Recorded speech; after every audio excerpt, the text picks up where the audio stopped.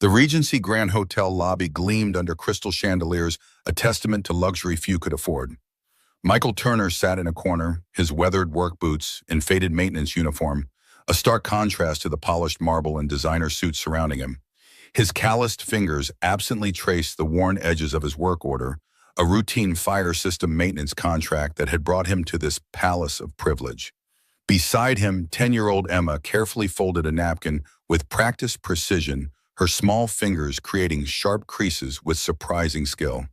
Michael watched his daughter, a flicker of pride cutting through his constant vigilance.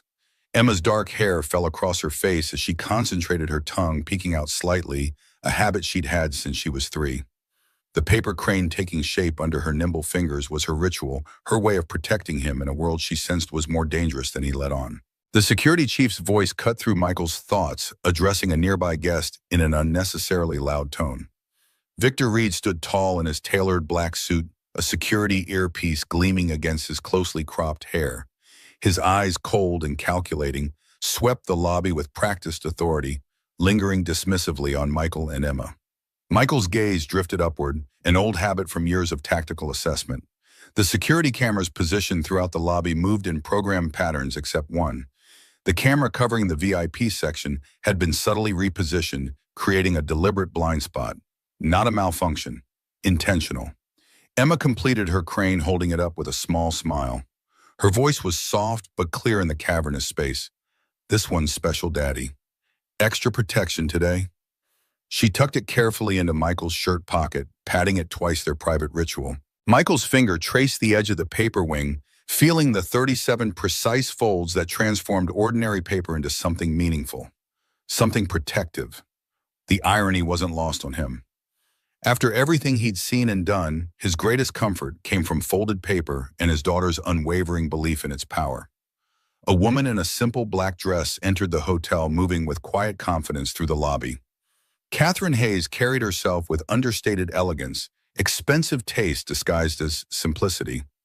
Michael noticed her immediately, not because of her beauty, though she possessed that too, but because of the way her eyes methodically scanned the room. Not a tourist, not a regular guest, someone looking for something specific.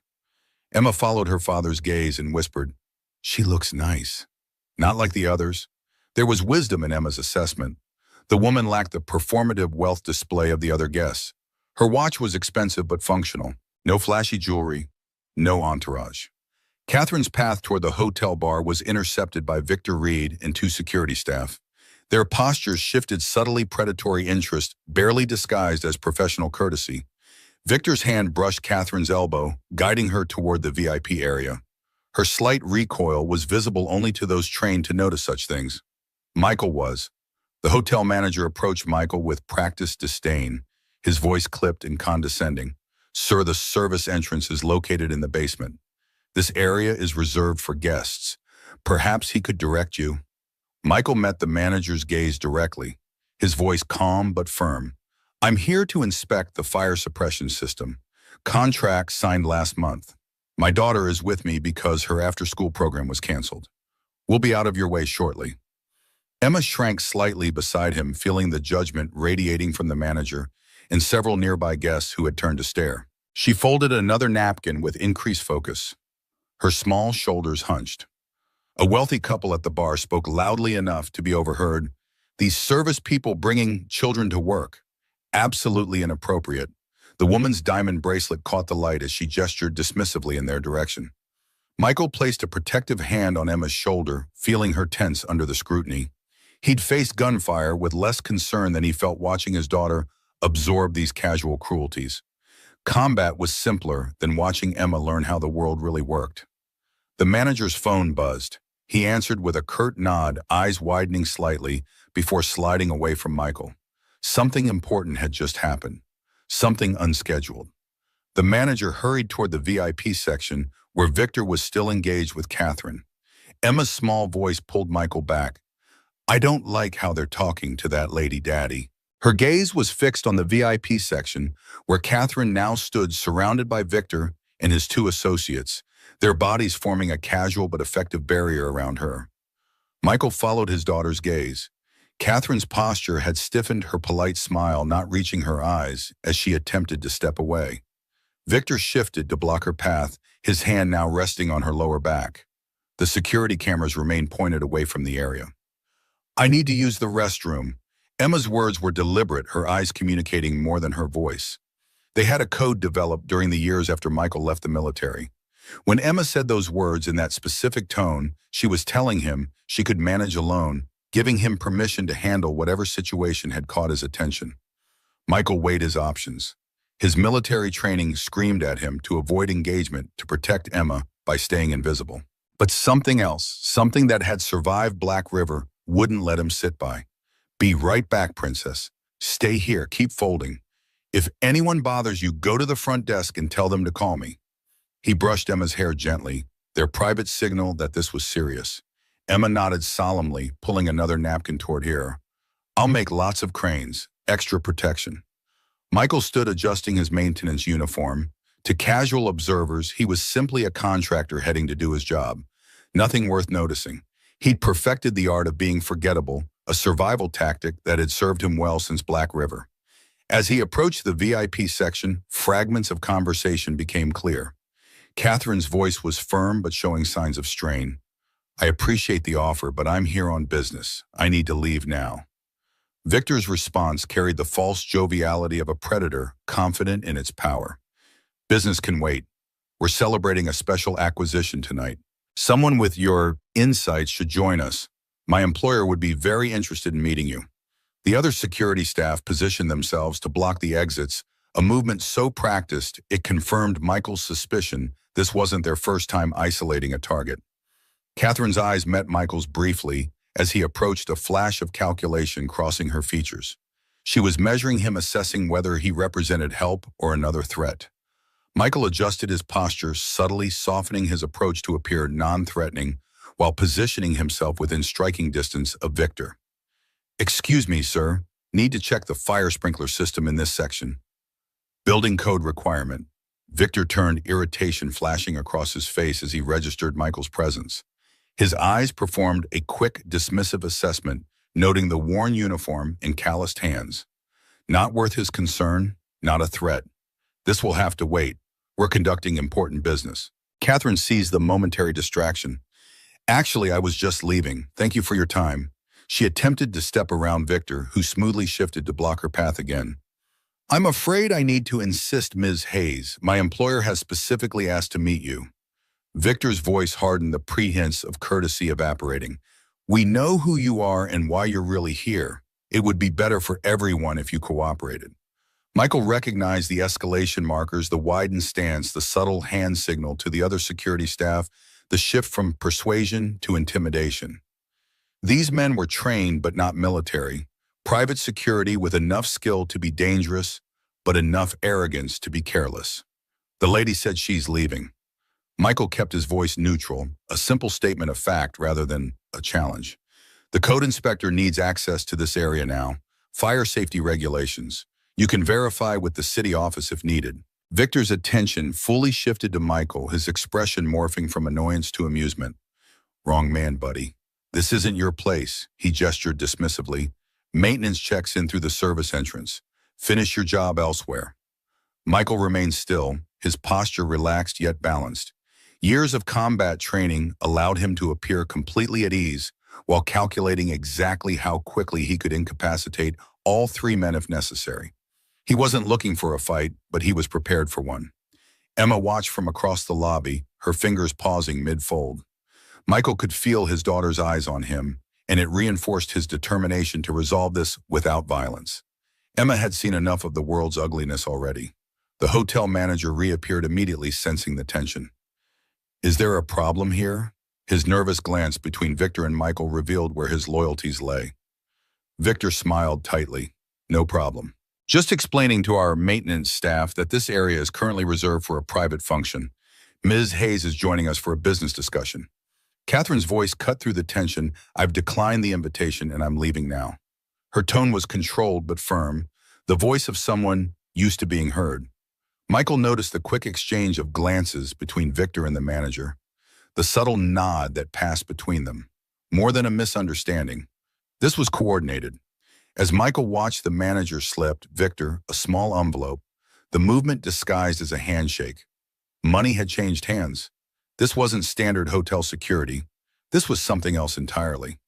Emma's small form appeared at the edge of his vision. She hadn't approached respecting their agreement, but she'd positioned herself where he could see her. In her hand was another completed crane, held up like a talisman. Her silent support strengthened his resolve.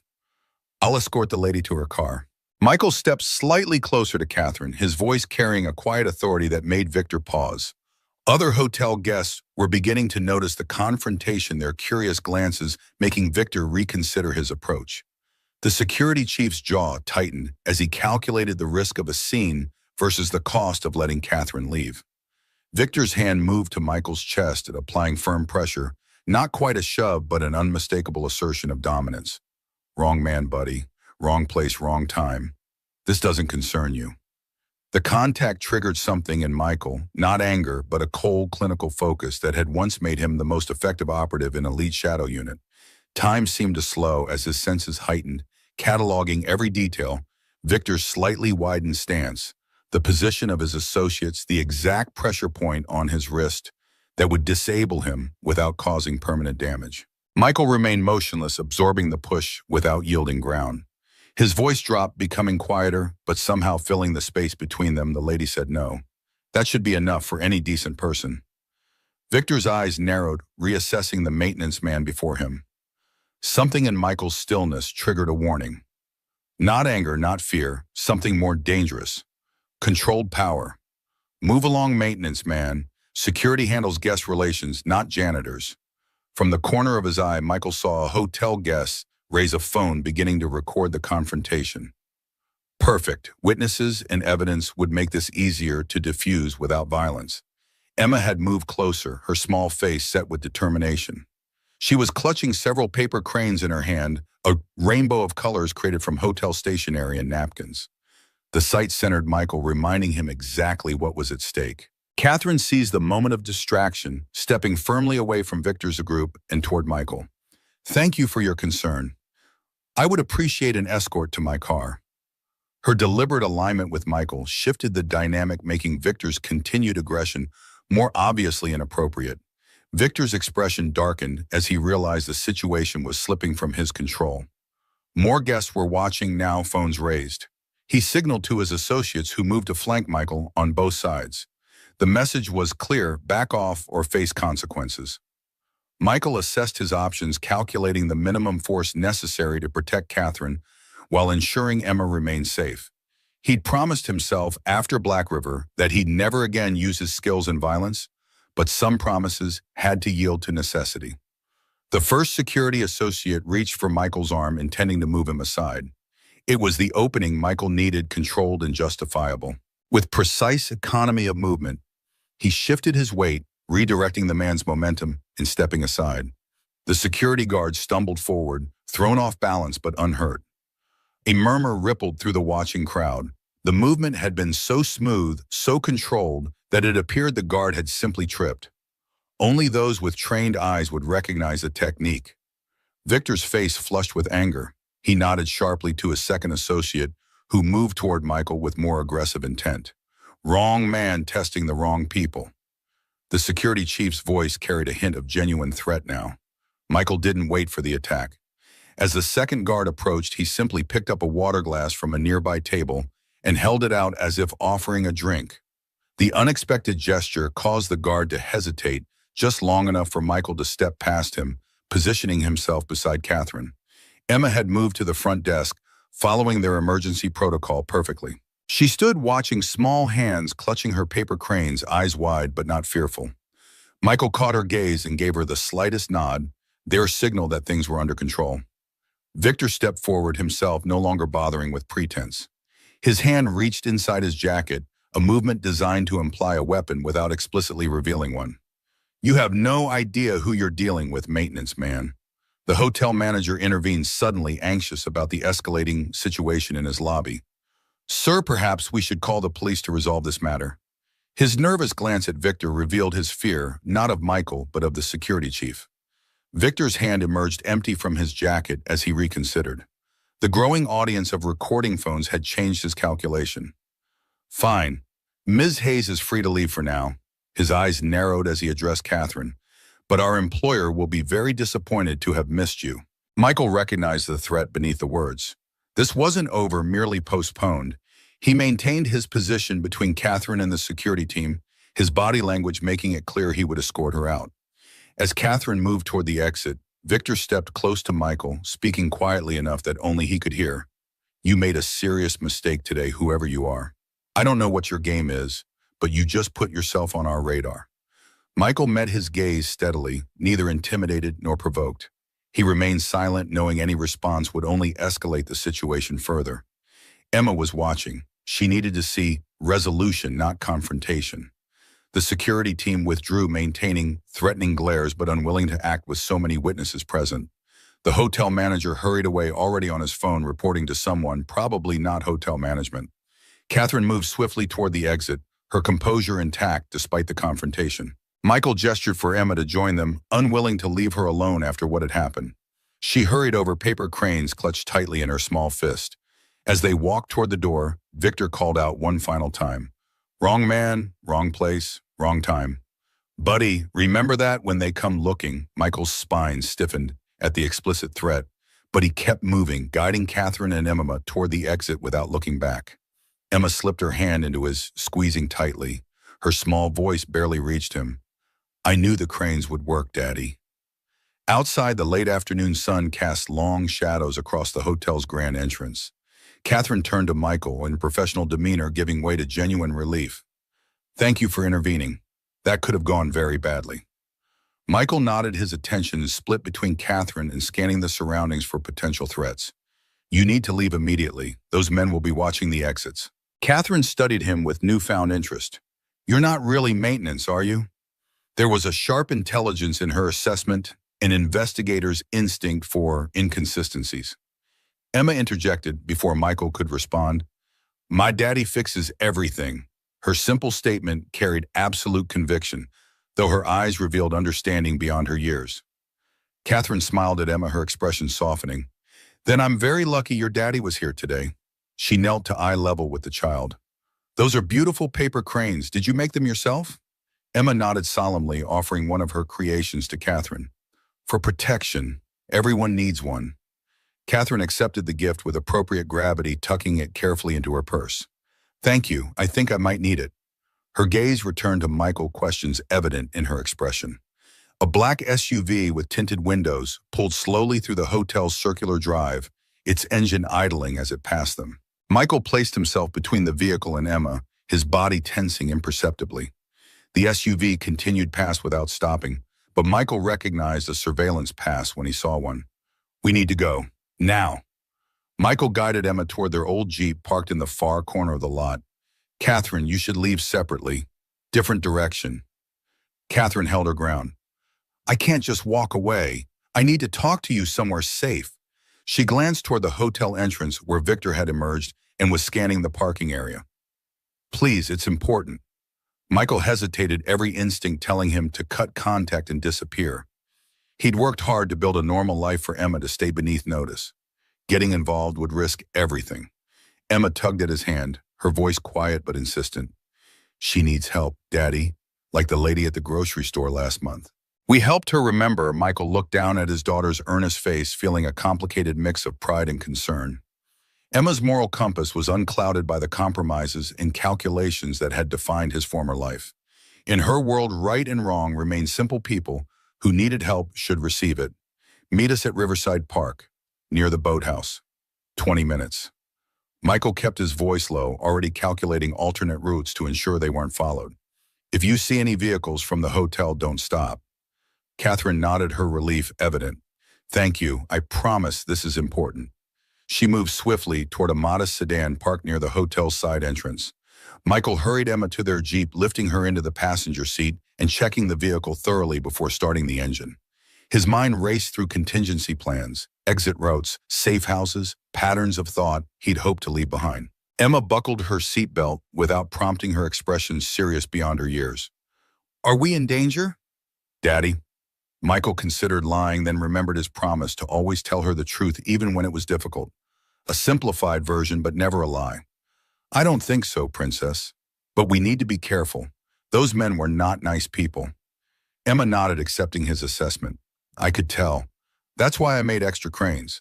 She opened her small backpack, revealing dozens of colorful paper creations. I started making them this morning. I had a feeling. Michael pulled out of the parking lot, taking a circuitous route toward Riverside Park. He checked the rear-view mirror, constantly watching for any sign of pursuit. Emma's feelings had proven remarkably accurate in the past, another unexplainable connection that had developed after Black River after he'd returned, changed in ways no medical scan could detect.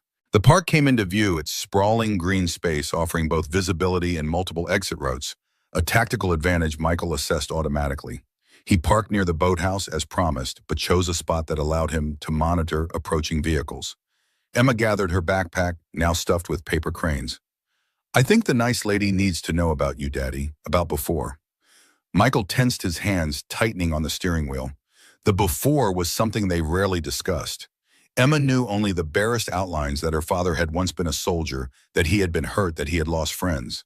She didn't know about Elite Shadow Unit, about Black River, about the missions that never officially happened. Why do you think that Princess Michael kept his voice casual, but Emma wasn't fooled? Because she has secrets too. I could tell. Her eyes are like yours, sometimes seeing things other people don't notice. Emma's insight was disconcertingly accurate. Michael spotted Catherine's sedan entering the parking area. She drove cautiously, making a complete circuit before choosing a space near the park's main path. Good situational awareness. She remained in her car for several minutes, scanning the surroundings before finally emerging and walking toward the boathouse. No signs of surveillance or pursuit. Stay close to me. Okay. Michael helped Emma from the Jeep, keeping her hand firmly in his as they walked to meet Catherine. Catherine spotted them approaching and visibly relaxed. For a moment, she'd clearly worried they might not show. The professional mask she'd maintained at the hotel had slipped, somewhat revealing genuine strain beneath. Thank you for meeting me. She looked down at Emma with a warm smile. And thank you for the crane. It's already bringing me luck. Emma beamed at the acknowledgement, producing another colorful creation from her pocket. This one's even stronger. Special folding technique. Catherine accepted the second crane with appropriate solemnity before turning to Michael, her expression becoming serious. I need to tell you something that's going to sound unusual, but after what happened at the hotel, I think you'll understand. Michael remained silent, waiting. Years of interrogation training had taught him the power of silence. People filled it with information if you let them. I'm not just a hotel guest. Catherine's voice lowered despite the empty park around them. I'm an FBI agent investigating a money laundering operation connected to the Regency Grand and several other luxury hotels in the Monarch chain. Michael's expression remained neutral, but his mind raced through implications. FBI involvement explained her observational skills and composure under pressure. It also significantly raised the stakes of his interference. Emma looked between the adults, her small face thoughtful. That's why the mean men didn't want you to leave. You're the good guy catching bad guys. Catherine smiled at Emma's simplification but nodded. Something like that, yes. Her attention returned to Michael. What happened today wasn't random. Victor Reed recognized me. The Monarch security teams have been briefed about potential investigators. What I don't understand is why they backed down when you intervened. They had the advantage. Michael shifted slightly, positioning himself to better monitor their surroundings while they talked. They underestimated me. Most people do. It's an advantage I cultivate. Catherine studied him with increased interest. You handled the situation like someone with tactical training. Military Michael nodded slightly, offering the minimum information necessary. Former, discharged after an injury. He unconsciously touched his side where the shrapnel scars remained, a physical reminder of Black River. Emma interjected, her voice matter of fact.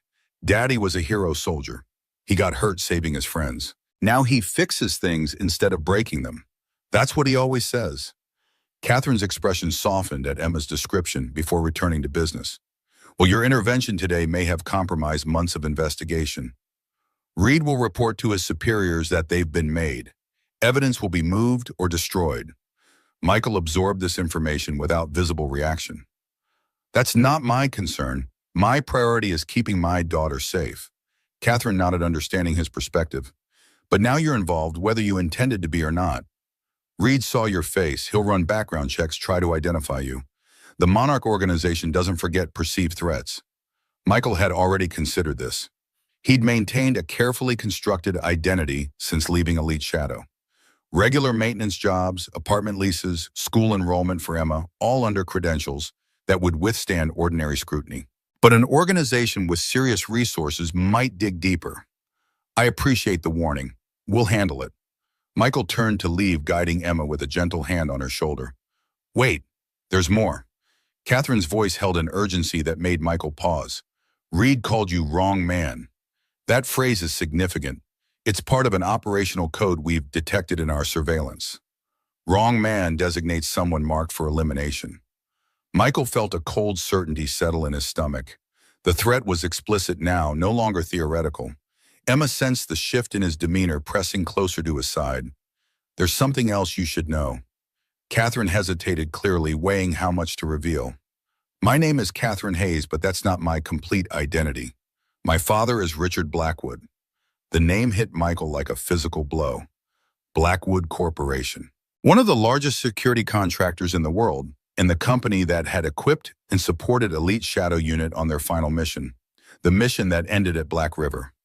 Emma looked up at her father, sensing the significance, though not understanding it. Daddy Michael's mind raced through implications. Hayes must be her mother's name, a way to operate without the weight of the Blackwood connection. But why reveal this now? Catherine continued, her voice lowered further. Monarch Luxury isn't just laundering money. They're using their hotels as exchange points for something called Project Chrysalis. I don't know what it is yet, but I have reason to believe it's connected to what happened at Black River 3 years ago. Michael's carefully constructed world tilted beneath him. Black River was classified beyond top secret. The base explosion that had supposedly killed his entire unit was reported as a training accident. No one outside the highest military circles should know the truth that it had been a deliberate attack to silence Elite Shadow after they uncovered something they weren't supposed to find. Catherine registered his reaction and pressed forward. I know you were there. Your reaction confirms it. You're Ghost, the Elite Shadow commander, who disappeared after the explosion. The only survivor. Emma's grip on Michael's hand tightened. She knew nothing of Ghost, nothing of Elite Shadow, but she recognized the tension radiating through her father. I think you have me confused with someone else. Michael's denial was automatic protective, for Emma's sake as much as his own. Catherine pulled a small notebook from her purse, flipping it open to reveal a grainy photograph. A military team in non-standard tactical gear, faces deliberately obscured, but one figure was circled. Elite Shadow before the final mission.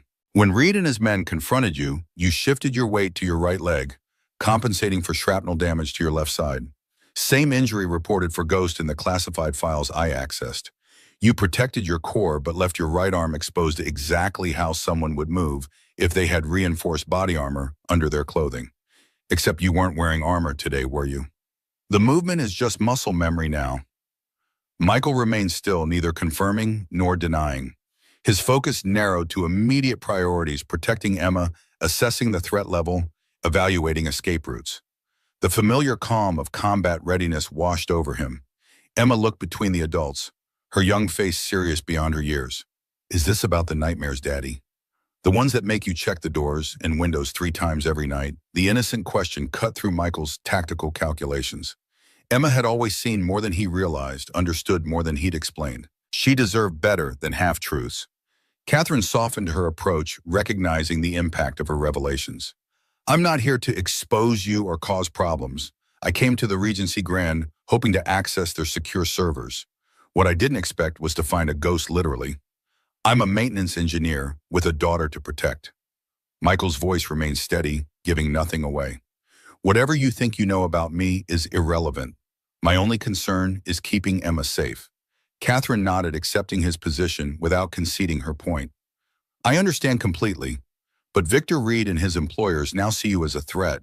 They won't just let this go, especially once they run your identity and find inconsistencies. You helped me today. Let me help you now. Emma tugged at Michael's hand, drawing his attention. She helps people like you do, Daddy. Maybe we should listen. Michael looked down at his daughter's earnest face, feeling the weight of responsibility that had defined his life since becoming a single father. Everything he'd done leaving the military, creating new identities, moving across the country, had been to keep Emma safe. to give her normalcy after losing her mother, to protect her from the shadows that haunted him. "What exactly are you proposing?" Michael finally asked, his voice neutral. Catherine glanced around, ensuring they remained alone in the park. "In exchange, I need access to the Regency Grand's secure server room to gather evidence of their money laundering operation. You need protection from Monarch's inevitable investigation into you. With your background, you could help me access areas I can't reach alone. In return, I can use FBI resources to strengthen your cover identity, make it bulletproof against their scrutiny." Michael weighed the offer, calculating risks and benefits with the precision that had once made him Elite Shadow's most effective strategist. Working with Hayes would mean re-engaging with exactly the kind of operation he'd left behind. But refusing her help might leave Emma vulnerable to Monarch's retribution. Emma looked up at her father, her voice quiet but clear. "The Cranes protect us, Daddy, but sometimes people need to help too. Remember what you always tell me. Real strength isn't what you can break, it's what you choose to protect." Michael felt a complicated surge of emotion at hearing his own words reflected back by his daughter. The mantra had been his attempt to redefine himself after Black River, to transform the skills of destruction into something constructive. Catherine sensed his internal conflict. "One operation, limited engagement. Then I help secure your identities and we part ways. No one ever needs to know who you were." A black SUV entered the park entrance, driving slowly along the perimeter road. Michael tensed, positioning himself between the vehicle and Emma. Catherine noticed his reaction and followed his gaze. "That's one of the hotel cars. We need to move." Catherine's voice remained calm despite the urgency of her words. Michael made his decision. If Monarch was already tracking them, the best protection wasn't running. It was eliminating the threat at its source. Exactly what Elite Shadow had been created to do. One operation. Then we're done. His agreement was clipped, conditional. Catherine nodded, understanding the boundaries. "We'll need a secure place to talk details. Not your home, they'll check obvious locations first."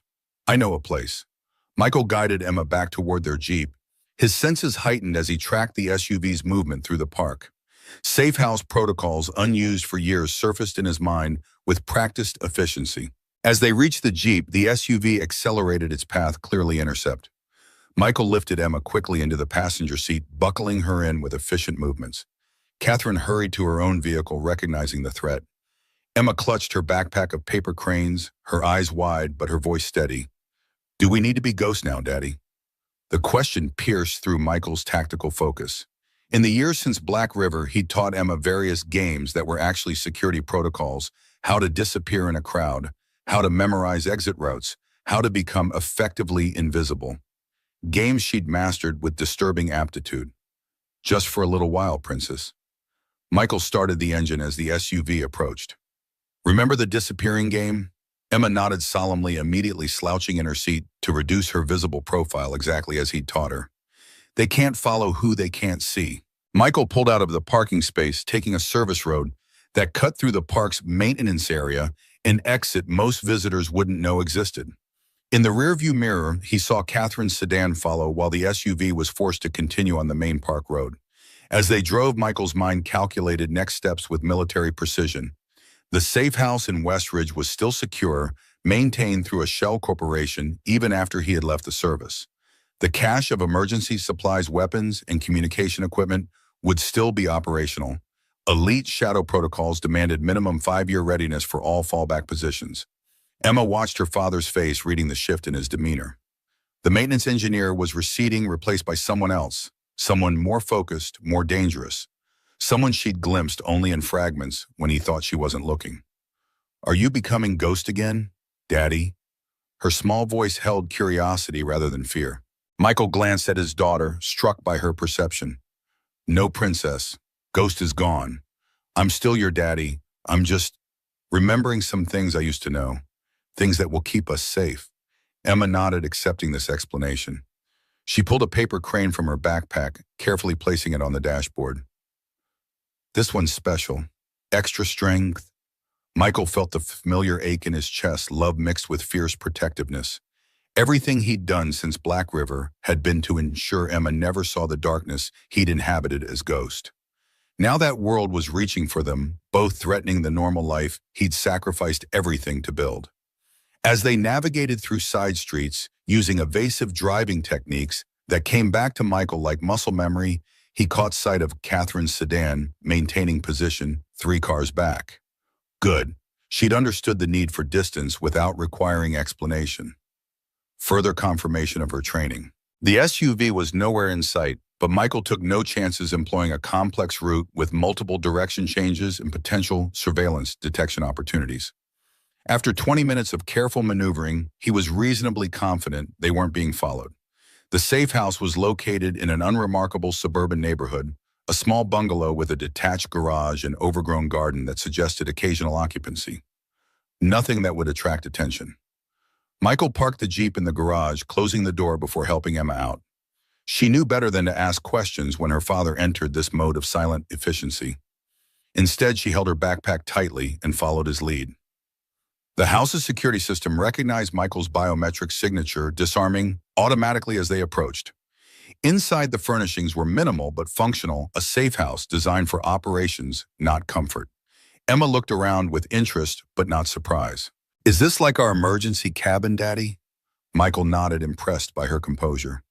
"Similar, yes. We might need to stay here a little while." A soft knock at the door signaled Catherine's arrival. Michael checked the exterior cameras before admitting her his movements precise and economical, ghost resurfacing in ways he couldn't entirely control. Catherine entered, taking in the safe house with a professional's assessment. Elite shadow resources. Her question was casual but pointed. Michael didn't answer directly. "We're secure here. No electronic signatures hardened against surveillance. We can talk freely."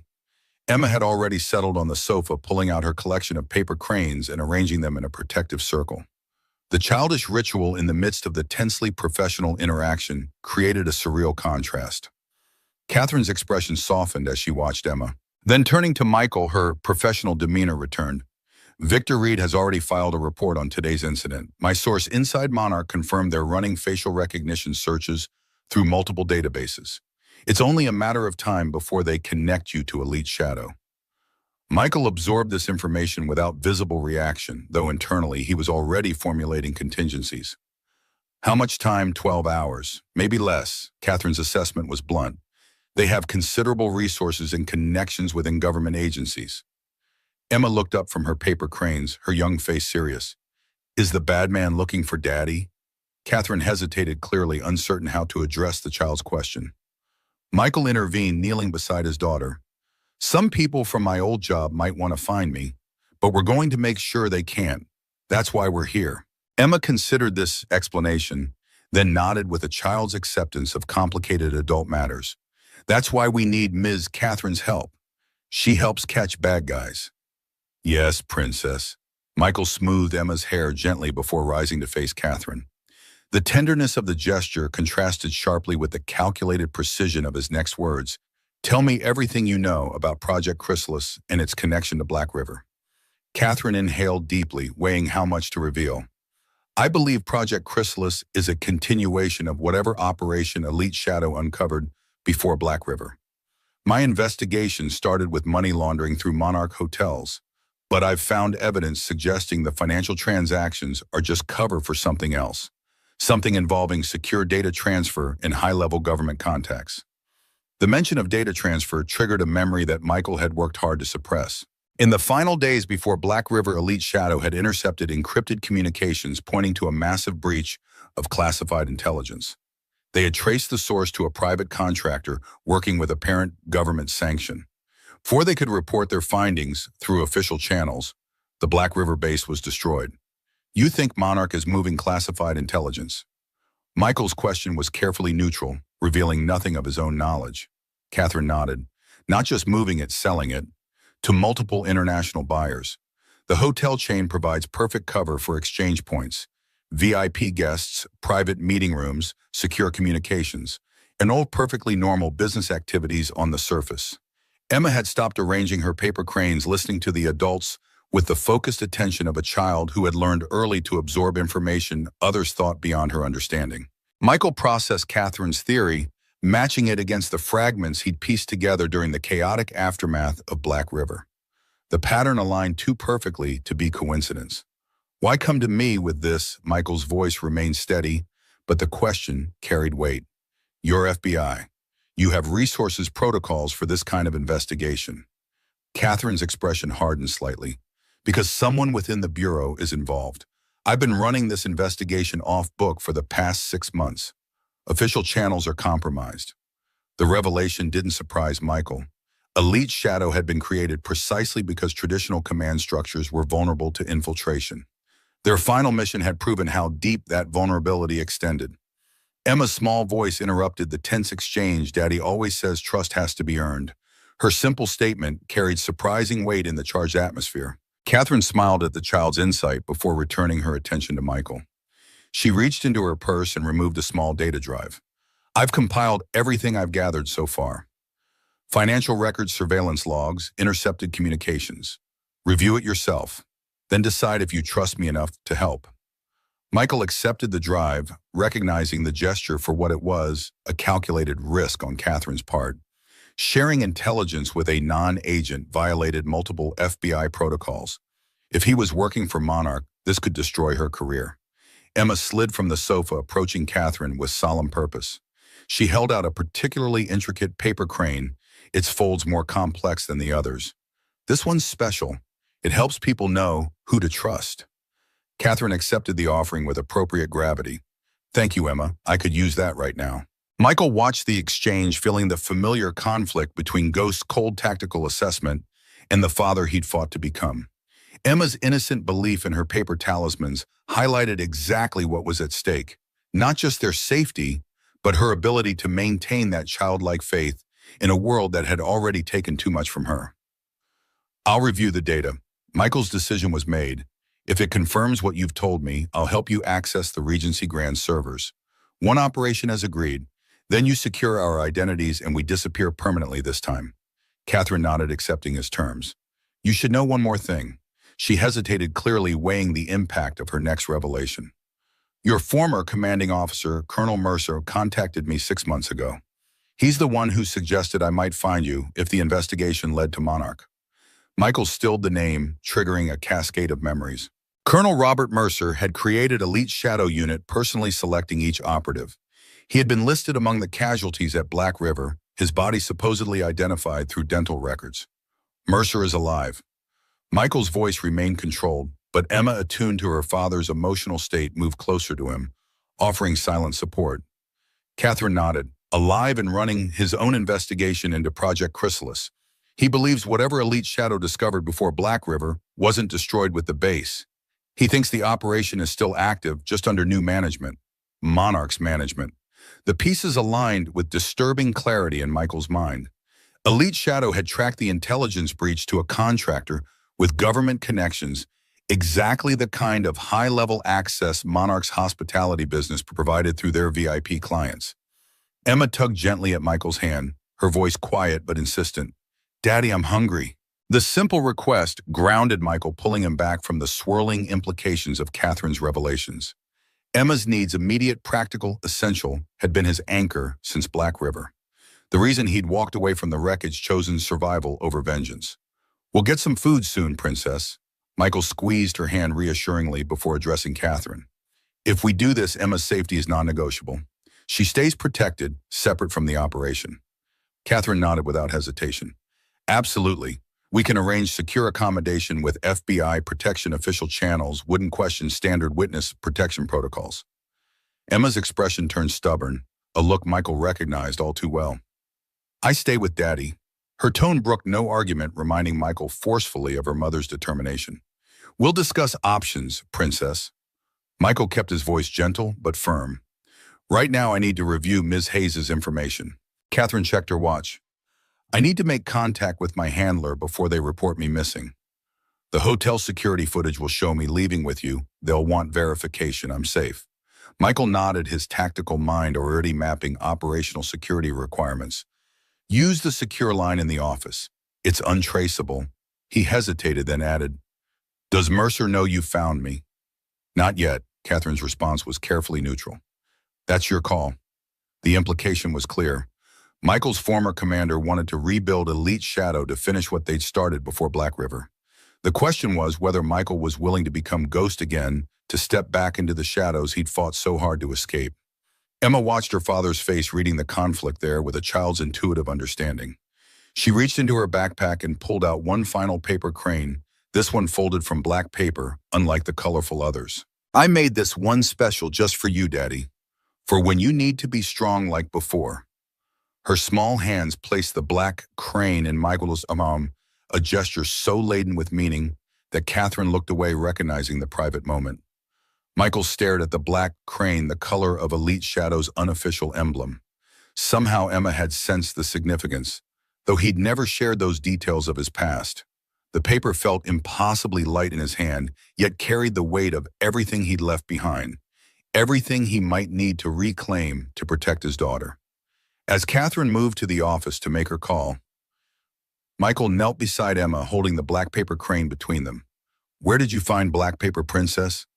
He kept his voice light, casual. Emma's expression was serious beyond her years. "I've been saving it, for when you needed to remember who you used to be, before you were just my daddy." The simple statement struck Michael with unexpected force. In his determination to protect Emma from his past, he'd underestimated how clearly she saw through his carefully constructed facade, how much she'd already pieced together from fragments of overheard conversations, nightmares, and the combat instincts he couldn't entirely suppress. Victor Reed's voice echoed in his memory. "Wrong man, buddy." The security chief had been right in ways he couldn't have imagined. Michael Turner, maintenance engineer and single father, was indeed the wrong man to threaten. Because beneath that carefully constructed identity remained Ghost, the elite shadow operative, trained to eliminate threats no one else could touch. Emma placed her small hand over his, covering the black paper crane. "It's okay to be both, Daddy." Her simple wisdom cut through Michael's internal conflict. From the office, Catherine's voice carried faintly as she communicated with her handler. "Secure for now. Evidence located. Proceeding with extraction plan." Michael rose, slipping the black paper crane into his pocket. With his daughter's permission, he would become Ghost again one last time to ensure her safety, to confront whatever shadow from Black River had followed them into their carefully constructed new life. Emma smiled up at him, recognizing his decision before he voiced it. "The cranes will protect all of us now, Daddy, especially the black one." Michael touched the paper shape in his pocket, feeling its delicate strength. The operative in him knew it was merely folded paper, a child's craft project without power. But the father in him understood its true significance, a talisman of Emma's trust, her belief that he could be both the protector she needed and the warrior the situation demanded. The sun had begun to set, casting long shadows through the safe house windows. As darkness fell, Michael Turner prepared to let Ghost resurface, not to reclaim his past, but to protect his daughter's future. One final mission. One last time in the shadows. Then perhaps they could truly disappear. Catherine returned from the office, her expression grim. "My handler confirms Monarch has escalated the search for us. They've accessed law enforcement databases using falsified security clearances. They'll have your identity, or at least the Michael Turner identity, within hours." Emma had fallen asleep on the sofa, surrounded by her colorful paper guardians. Michael covered her with a blanket before responding. His voice pitched low. "Then we move first. Tell me about the Regency Grand security systems. Everything you know." As Catherine began detailing the hotel's vulnerabilities, Michael felt the familiar cold focus settle over him. Not the maintenance engineer, not even the father. For this one mission, he would become Ghost again, the operative who had never failed, never hesitated, never lost. The wrong man indeed for Victor Reed to have threatened. Emma stirred slightly in her sleep, her small hand reaching for a fallen paper crane. Even unconscious, her instinct to protect remained active. Michael tucked the crane back into the protective circle, a silent promise to his daughter. He would finish this not for vengeance or duty, but for her. For the future he'd promised her mother he would secure, no matter the cost. Catherine spread the Regency Grand's architectural blueprints across the safe house coffee table, the corners weighted with Emma's paper cranes. Her finger traced the path through the hotel's service corridors with practiced precision. The server room is located on the lower level adjacent to the security office. 2 checkpoints with key card access biometric scanner at the final entrance. Michael studied the layout, his mind automatically cataloging vulnerabilities and contingencies. Standard hotel security systems with modifications typical for operations hiding in plain sight. The biometric scanner is our biggest obstacle. Do you have access credentials? Catherine shook her head. That's where I need your expertise. The server room is isolated from external networks and air-gapped system. We need physical access to extract the data. Emma stirred on the sofa, rubbing sleep from her eyes. She observed the adults hunched over the blueprints, her young mind processing their focused intensity. What are you doing? Michael shifted smoothly from tactical assessment to father mode. We're planning a special job, Princess. Like the puzzle games we play, but more complicated. Catherine watched their interaction with veiled curiosity. The dichotomy between the ruthless operative she'd researched and this gentle father remained jarring. She'd expected Ghost to be harder, colder, the elite shadow commander whose mission reports read like clinical surgery. Instead, she found a man who folded his daughter's blanket with the same precision he used to analyze security protocols. Emma climbed from the sofa, approaching the blueprints with undisguised interest. She pointed to a section Catherine had marked. That looks like where the mean man's office was. Her observation was startlingly accurate. Michael exchanged a glance with Catherine, both recognizing the child's unusual perceptiveness. That's right, Princess. Victor Reed's security office is here, which means we need to be especially careful with this section.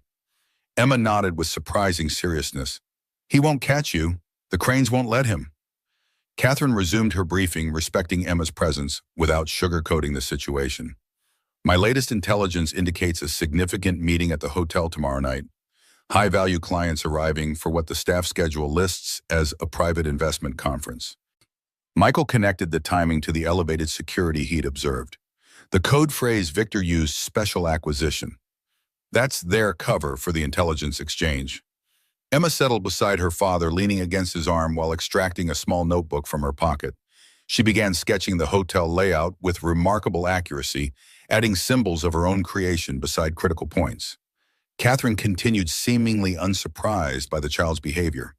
If we access the server room during the exchange, we can capture both the operational data and real-time evidence of the transaction, enough to expose Project Chrysalis and everyone involved. Michael's tactical assessment ran parallel to his personal calculations. The timing created additional risk, but also opportunity. Security would be focused on protecting the exchange, potentially creating blind spots elsewhere. What about Emma? I won't leave her unprotected. Catherine had anticipated this concern. I've arranged a secure FBI safe house. My handler will personally ensure her safety. We can transport her there tomorrow morning before we implement the operation. Emma's head snapped up, her eyes flashing with sudden alarm. I'm staying with Daddy. Her voice carried surprising authority for a 10-year-old. Michael placed a gentle hand on her shoulder. It might be safer if I know when you're in danger.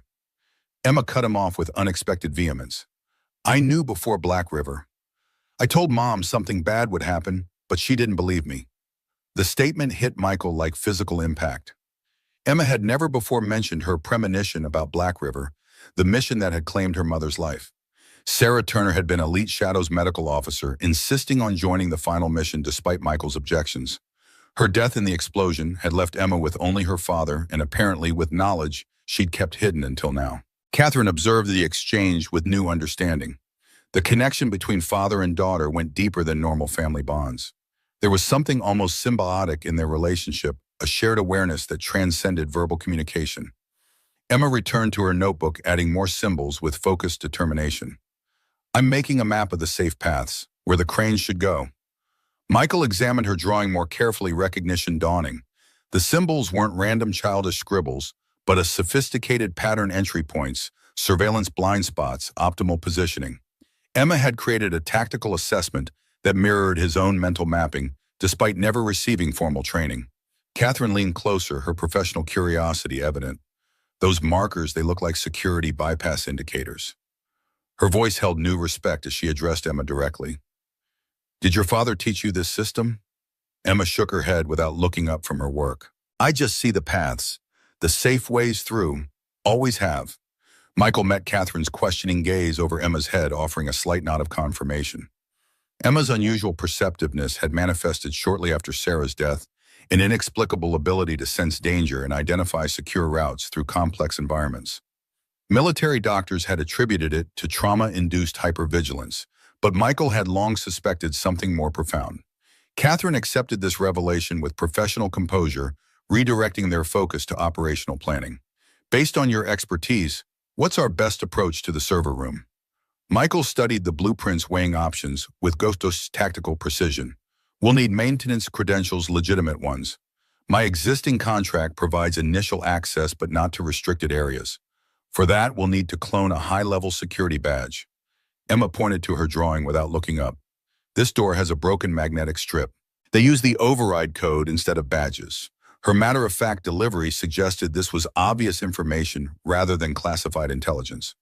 Catherine stared at Emma, then back at Michael. Unspoken questions evident in her expression. Michael nodded again, confirming Emma's assessment. She notices things most adults miss. Details, patterns, vulnerabilities. It's why I've kept her close, not just to protect her, but because sometimes she protects me. The admission shifted something in Catherine's demeanor, a new respect not just for Michael, but for the extraordinary child who'd been silently observing them. She addressed Emma directly without condescension. What else have you noticed about the hotel, Emma? Emma looked up, her expression serious beyond her years. The cameras on the third floor don't record, they just show real-time feeds. And the big man who guards the elevator to the special rooms has a gambling problem.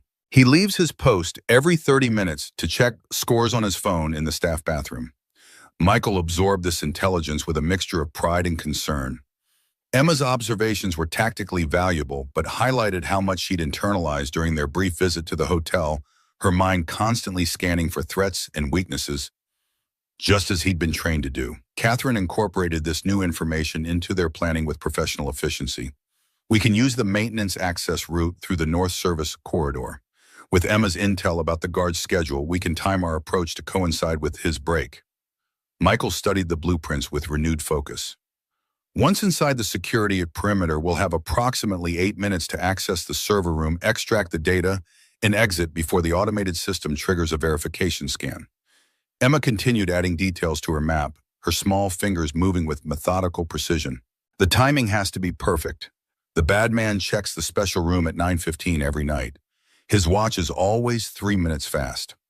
Catherine's eyebrows rose slightly, but she didn't question Emma's certainty. Instead, she pulled a small device from her bag, a specialized data extraction tool designed to bypass standard security protocols. Once we're in, this will extract everything without triggering internal alarms. The hotel system won't register the intrusion until their next scheduled integrity check at midnight. Michael nodded, mapping the operational sequence in his mind. We'll need disguises for the approach. Maintenance uniforms provide initial cover, but won't stand up to close scrutiny from Reed's security team. Catherine removed a folder from her briefcase, revealing identification badges and documentation. I've prepared cover identities. IT consultants contracted to upgrade the hotel's reservation system. The credentials will pass standard verification. Emma finished her drawing, carefully tearing the page from her notebook. She folded it, precisely transforming the tactical map into an intricate paper crane, one that contained all their operational planning within its wings. This one goes with you. For protection. Her solemn delivery carried absolute conviction. Catherine accepted the offering with equal seriousness, understanding that in Emma's world, these weren't merely folded paper, but talismans of genuine power. Thank you, Emma. I'll keep it safe. Michael watched this exchange, sensing a subtle shift in his daughter's demeanor.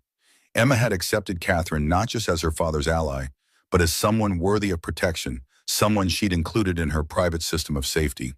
The conversation transitioned to equipment preparation, with Catherine producing specialized tools from her vehicle communication devices, electronic bypass modules, and a compact tablet for data analysis. The FBI didn't sanction this equipment. My own resources.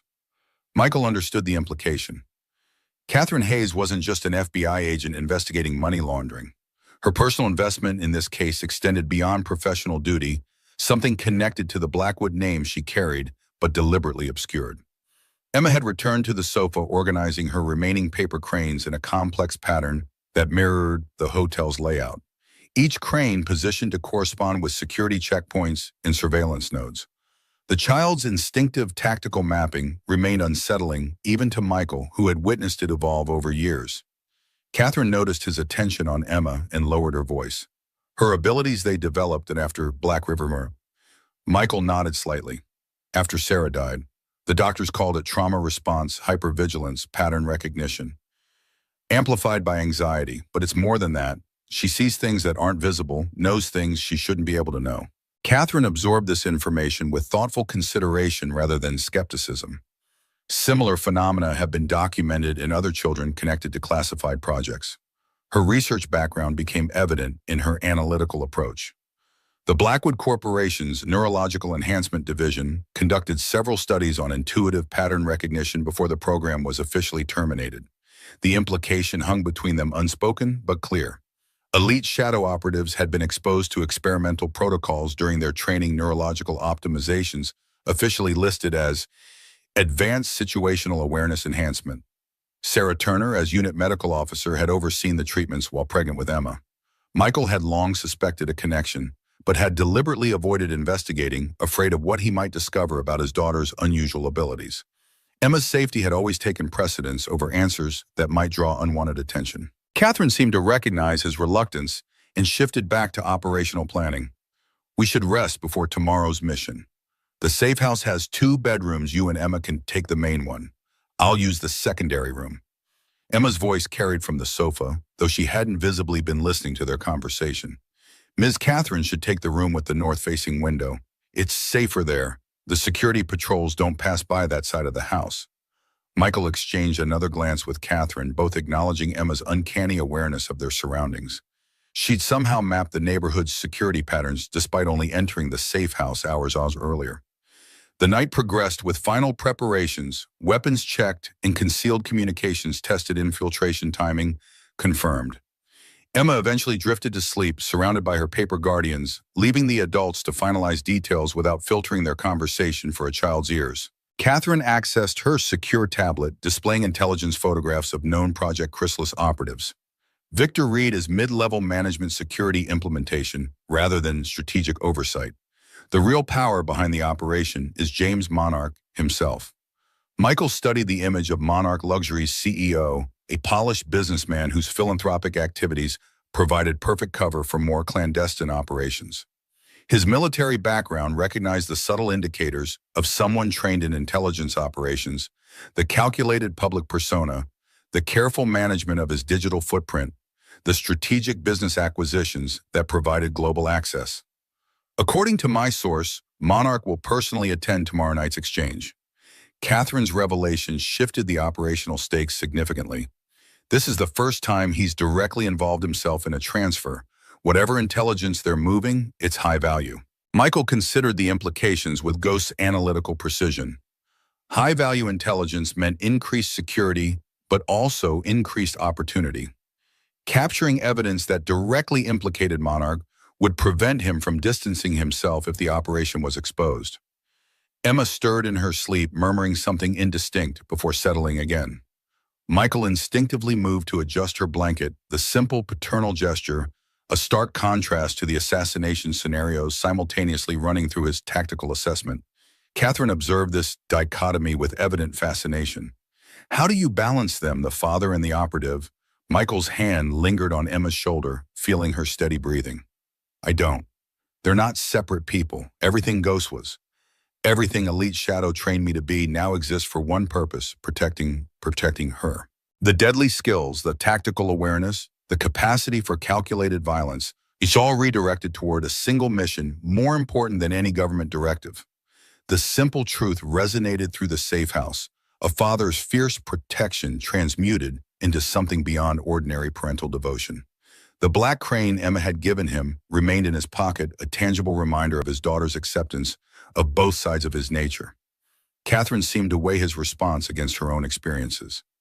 My father built Blackwood Corporation as a security company. Protection was our family business. But somewhere along the way, protection became exploitation.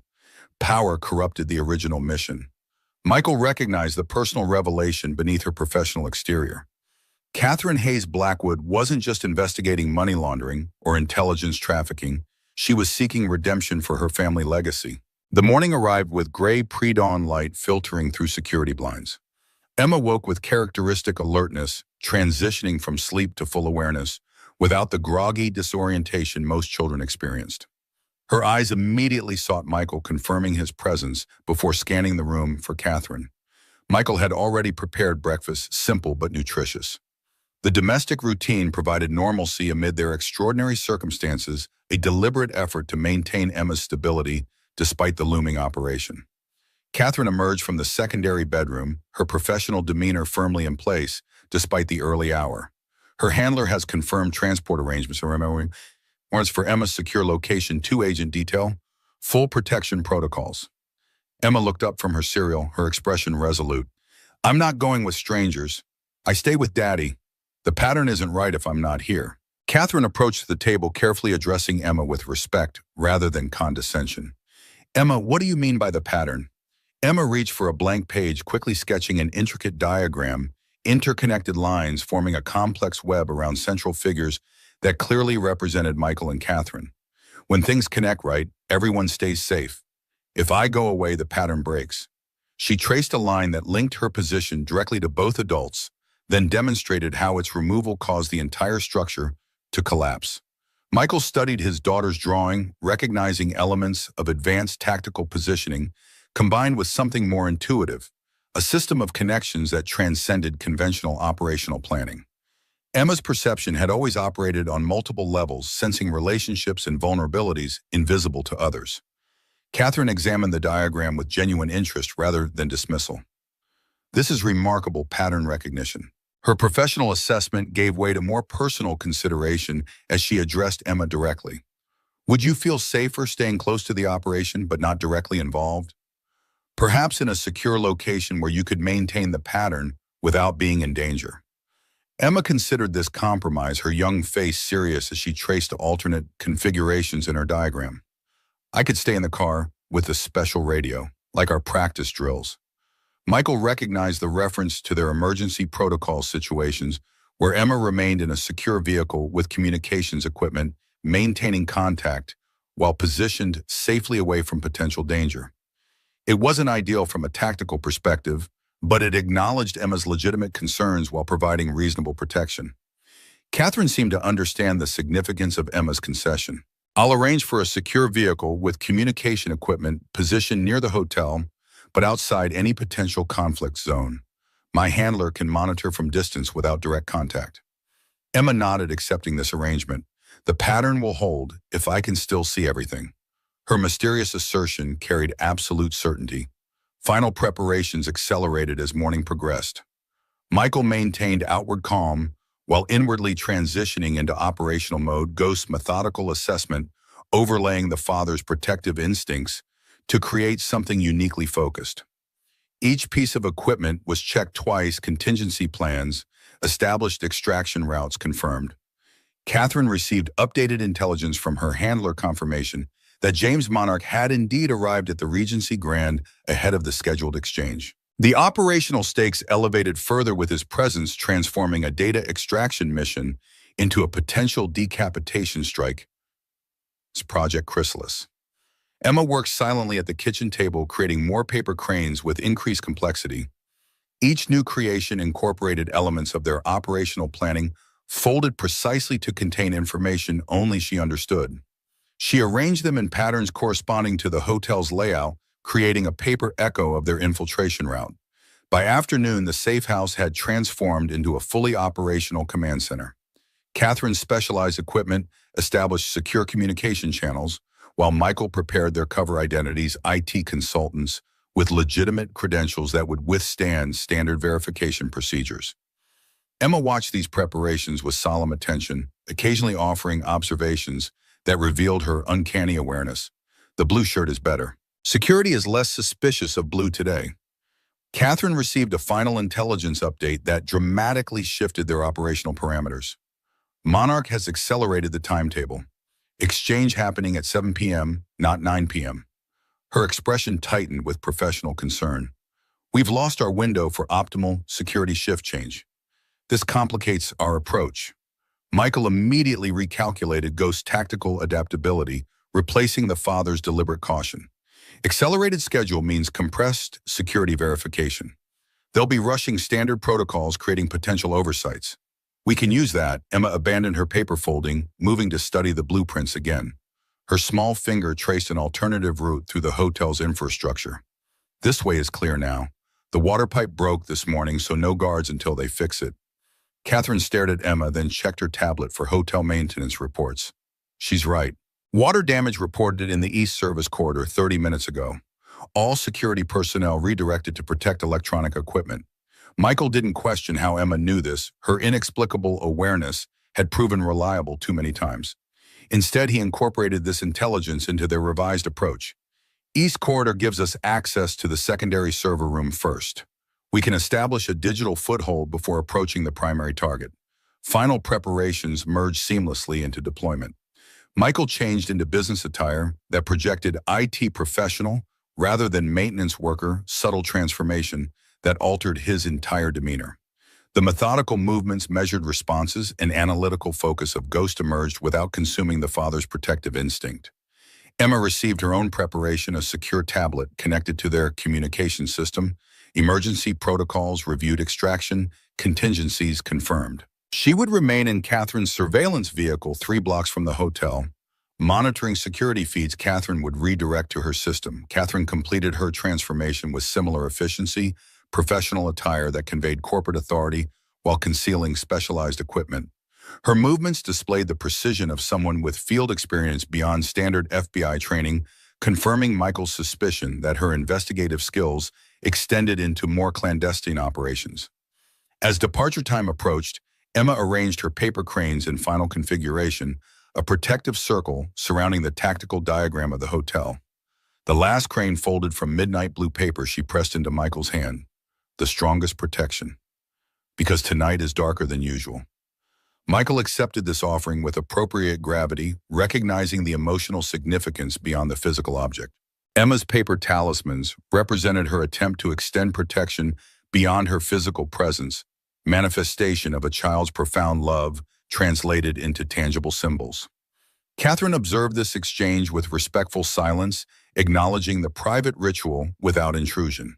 Her own expression revealed complex emotions beneath her professional exterior, perhaps recognition of something she'd never experienced in her relationship with Richard Blackwood, whose corporate empire had apparently prioritized power over family bonds.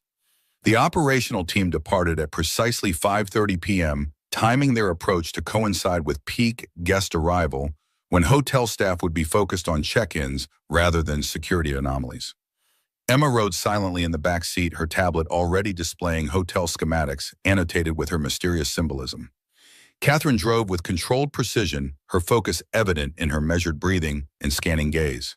This isn't just professional for you, is it? This mission goes beyond standard FBI investigation.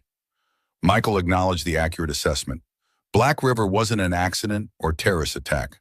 It was deliberate internal. Someone with high-level clearance authorized the elimination of Elite Shadow because of what we discovered about Project Chrysalis. Emma's voice carried from the back seat, her attention apparently focused on her tablet, despite her clear attention to their conversation. Mom knew they were coming. She sent me away 10 minutes before the explosion. She told me to find you at the extraction point. Michael turned surprise, momentarily disrupting Ghost's calculated composure. You never told me that. Emma looked up, her young eyes carrying ancient knowledge. You were already sad enough, Daddy. I didn't want to make it worse. The revelation settled between them, another piece of the Black River mystery Emma had carried alone. Sarah Turner's final act had been to save their daughter, somehow anticipating the attack before it occurred. The same inexplicable awareness Emma now demonstrated. Catherine processed this new information with professional discipline. If Sarah Turner anticipated the attack, she might have secured evidence before the explosion, something that survived Black River. Michael considered this possibility with renewed focus. Sarah had access to all Elite Shadow intelligence. As medical officer, she maintained independent records beyond standard mission documentation.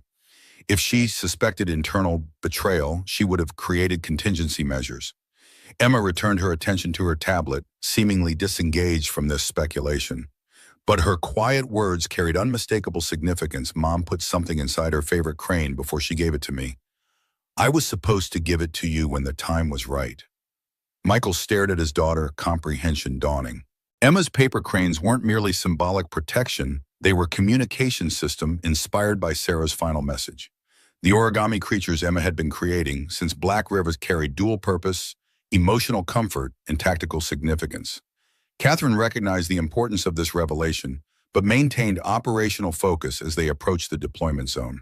The surveillance vehicle was positioned exactly as planned, clear sight lines to the hotel's main entrance while remaining outside security perimeter. Emma settled into the vehicle's secure rear compartment, surrounded by monitoring equipment and communication systems. Her tablet connected to Catherine's specialized devices, creating real-time data link that would allow her to observe their progress through the hotel's security layers. Michael performed final equipment check with Ghost's methodical precision. The black crane Emma had given him remained in his breast pocket, not just symbolic protection, but tangible reminder of exactly why Ghost had reemerged from Michael Turner's carefully constructed civilian life. Catherine's expression conveyed professional confidence, layered over personal determination. Whatever Project Chrysalis represents, it cost your team their lives. It cost Emma her mother. Tonight we find out why and ensure those responsible face consequences. Michael met her gaze with matching resolve. The elite shadow commander and the FBI investigator shared single purpose, transcending their different paths. For this operation, their divergent motivations aligned into perfect synchronicity. Emma's final words followed them as they departed the surveillance vehicle. The pattern holds strongest when people protect each other, not just themselves. Her childish wisdom carried weight beyond her years. Distillation of lessons learned through profound loss and extraordinary perception. Michael and Catherine approached the Regency Grand with synchronized purpose. Their covers established their mission clear. Ghost had reemerged not for vengeance, but protection, not just of Emma, but of the principles Sarah Turner had died defending. Whatever secrets Project Chrysalis contained, they would be exposed tonight. The hotel's ornate entrance loomed before them, crystal chandeliers casting prismatic light across marble floors where their confrontation with Victor Reed had begun mere days earlier.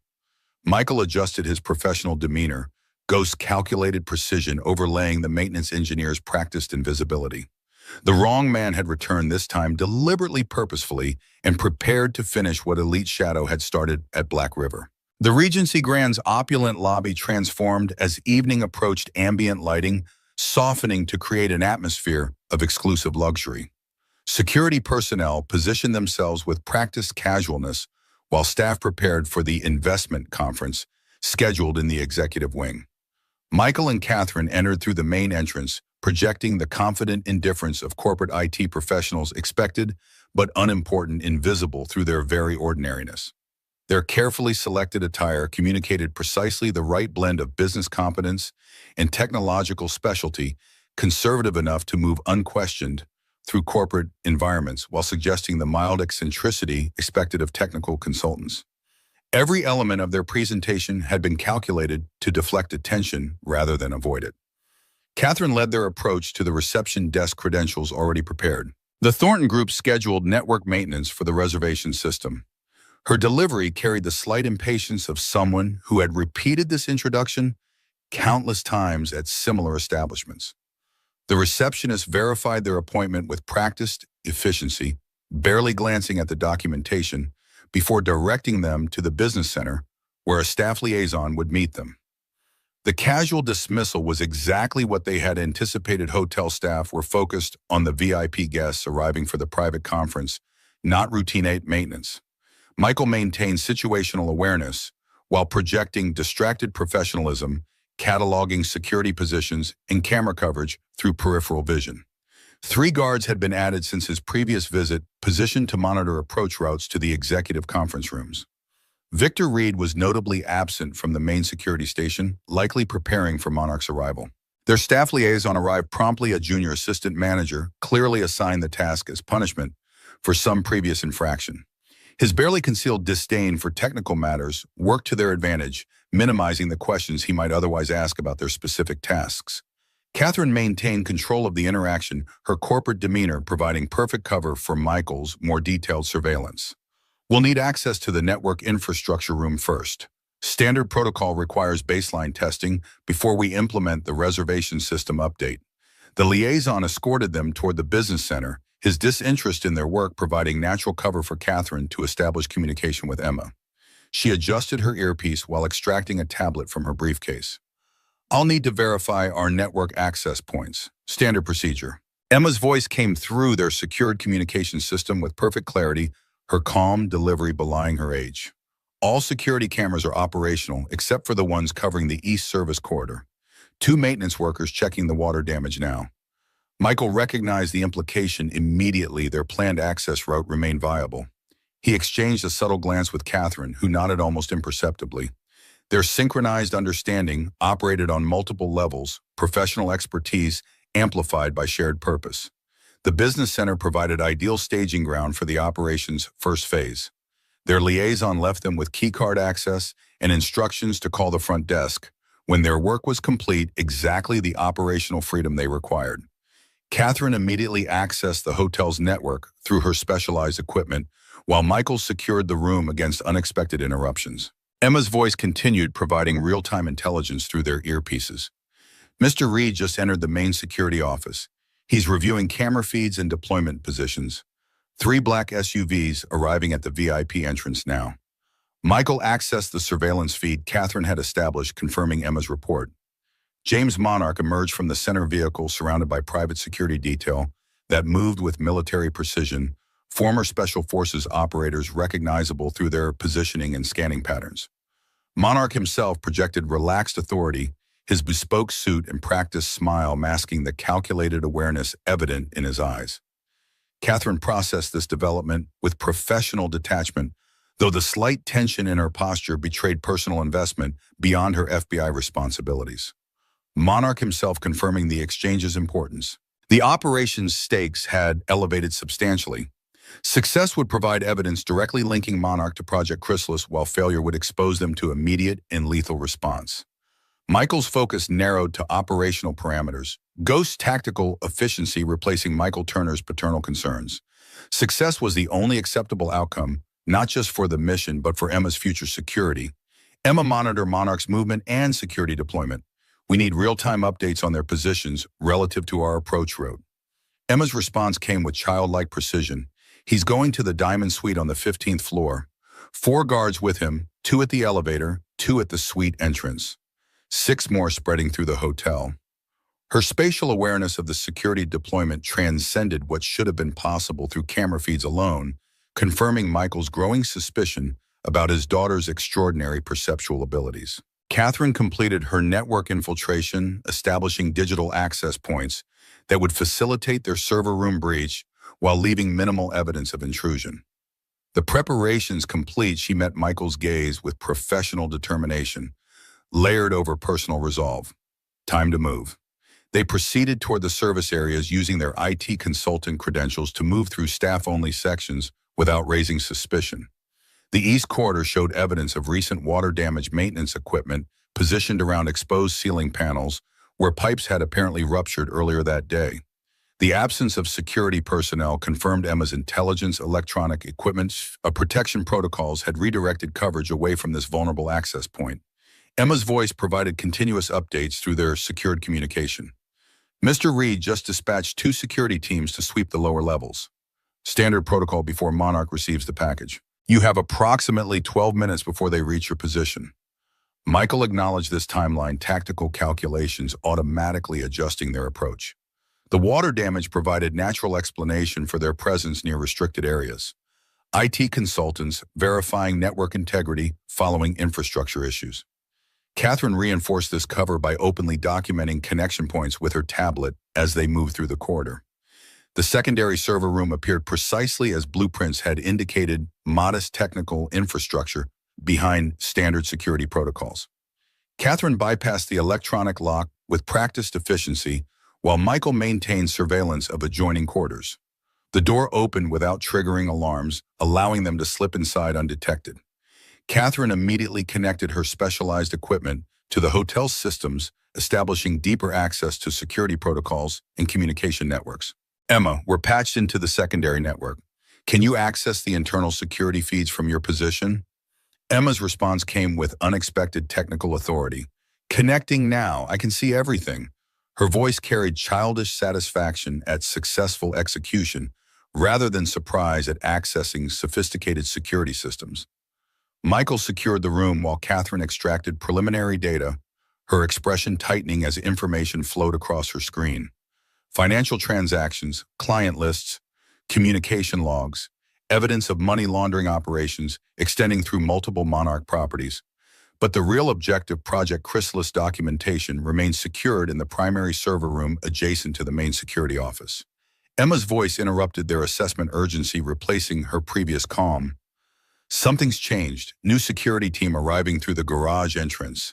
Not on the regular staff list.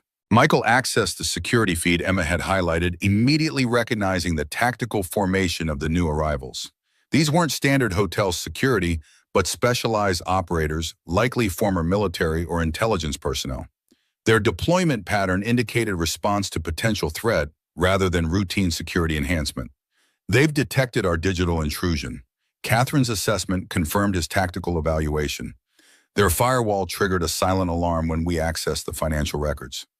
Michael shifted immediately to contingency planning, ghost combat instincts overlaying the mission parameters. Extraction route through the loading dock compromised. Alternate approach to primary objective required. Emma's voice carried unexpected authority through their communication system. No extraction, the pattern still holds.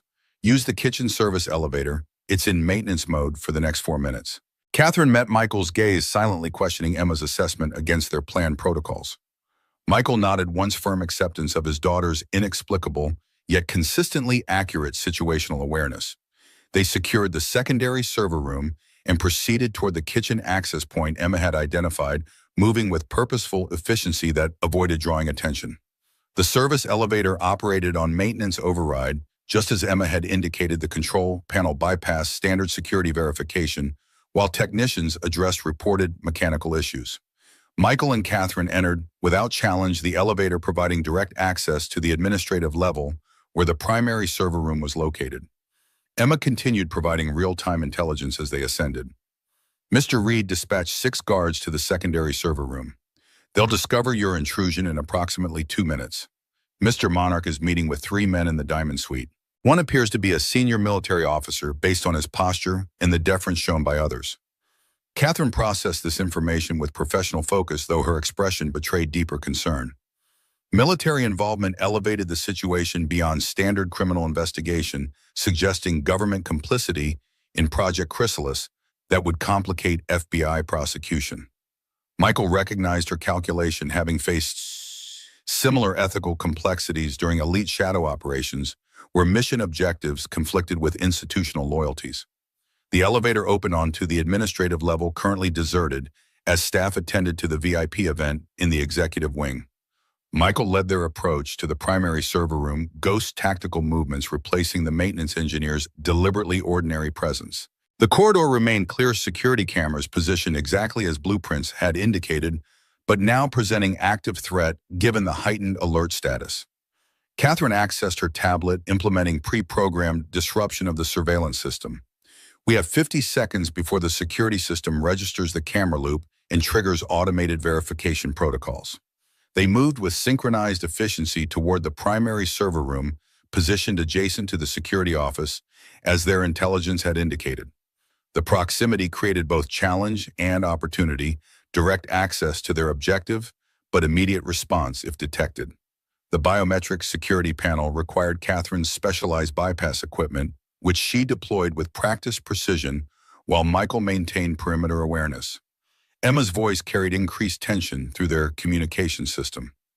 Mr. Reed is returning to the security office. ETA 40 seconds. Catherine's bypass sequence completed just as Victor Reed's voice became audible from the adjoining corridor.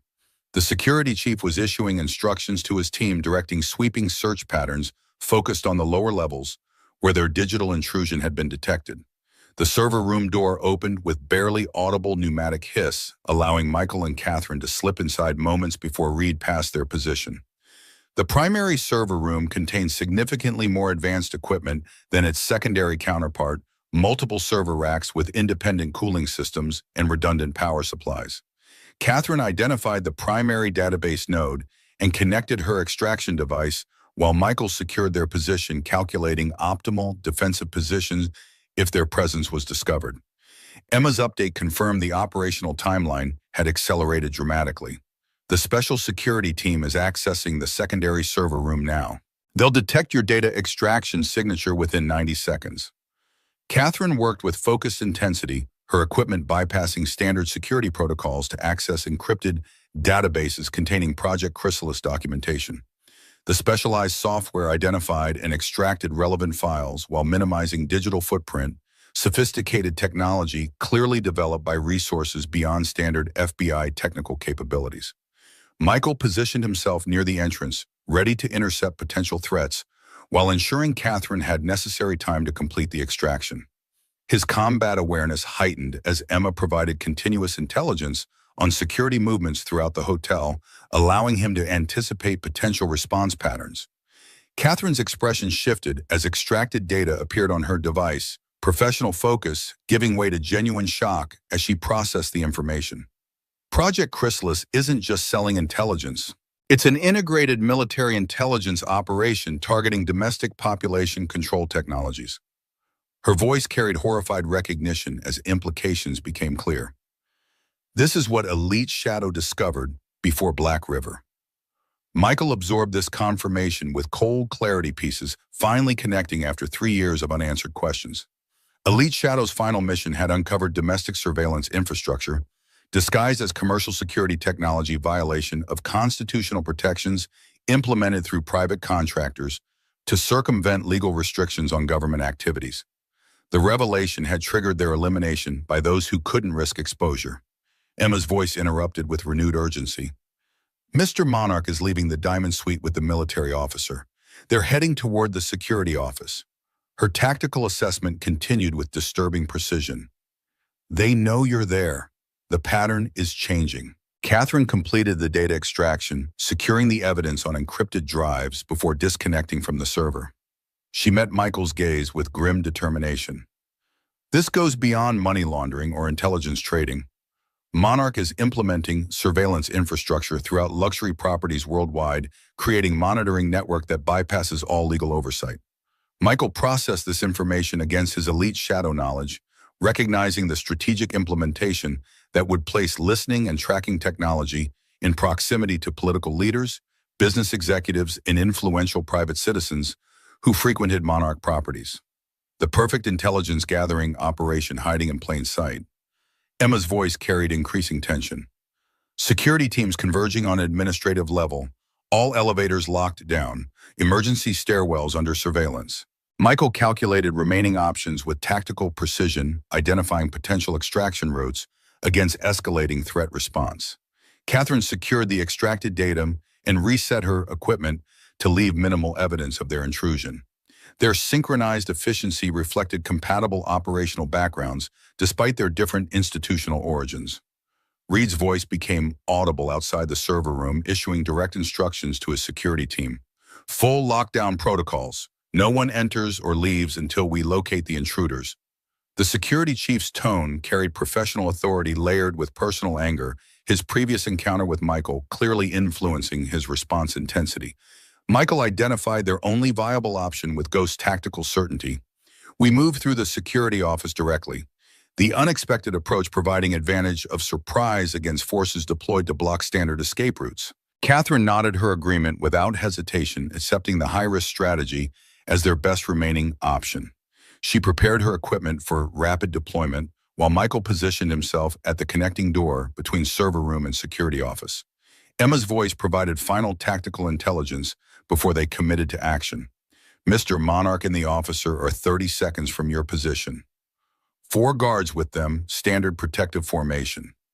Her child's voice carried remarkable calm, despite the escalating danger, reflecting profound trust in her father's abilities. Michael accessed his combat training with fluid transition, Ghost's lethal capabilities emerging from beneath Michael Turner's carefully constructed, ordinary existence.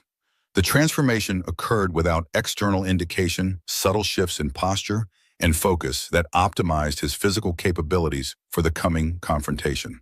Catherine positioned herself with similar combat readiness, confirming Michael's assessment of her training beyond standard FBI procedures. Her movement suggested specialized tactical background comparable to his own, though without the neurological enhancements elite shadow operatives had received. Michael initiated their extraction with precise timing, entering the security office during momentary gap in surveillance coverage. Two guards stationed at monitoring stations reacted with professional speed but inadequate preparation for ghost combat efficiency. Michael neutralized both with non-lethal precision pressure point techniques that rendered them unconscious without permanent injury. Catherine secured the room with equal efficiency, disabling communication systems and extracting security credentials that would facilitate their escape through controlled checkpoints.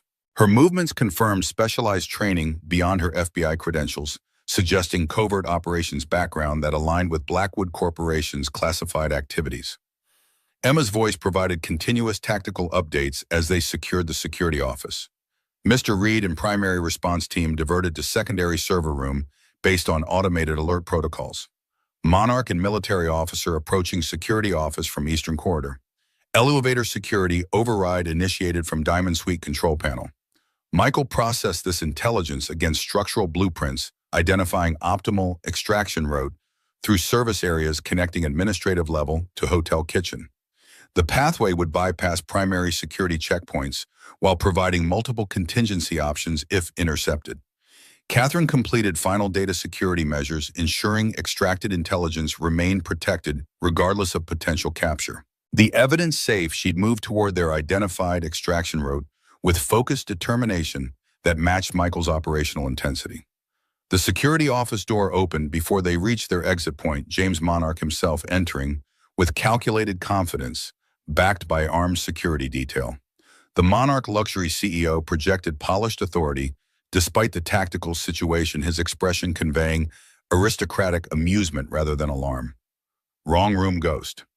Monarch's casual use of Michael's operational designation confirmed worse suspicions about the breach of classified information, though perhaps wrong man is more accurate considering your current domestic situation. Michael assessed the tactical situation with cold precision, 4 armed guards positioned for maximum coverage, Monarch himself maintaining safe distance while projecting confidence in his security detail. The military officer remained partially visible in the corridor beyond, deliberately staying outside immediate conflict zone. Catherine maintained professional composure despite clear recognition of Monarch's identity, her position shifting subtly to optimize defensive capabilities while protecting the extracted data. The FBI has been investigating your operations for months, Mr. Monarch. Project Chrysalis has been compromised. Monarch's expression registered mild disappointment rather than concern, suggesting Catherine's revelation provided no meaningful surprise. My dear Ms. Hayes Blackwood, or should I address you by your actual credentials, your father would be deeply disappointed by your current activities. The personal reference confirmed Michael's suspicion that Catherine's investigation had deeper connections than standard FBI operation, something linked directly to her family legacy in Blackwood Corporation's involvement with Elite Shadow. Catherine maintained professional discipline despite the provocation, her focus remaining on operational objectives rather than personal history. Emma's voice through their communication system carried unexpected calmness despite the dangerous confrontation. The pattern still holds, Daddy. The cranes are working. Michael felt the paper crane in his pocket, the black origami talisman Emma had created specifically for this mission. The tactical absurdity of drawing strength from folded paper registered distantly against ghost combat calculations, yet something deeper than rational assessment responded to his daughter's absolute conviction. Monarch gestured casually to his security detail, issuing instructions with aristocratic indifference. Secure them both.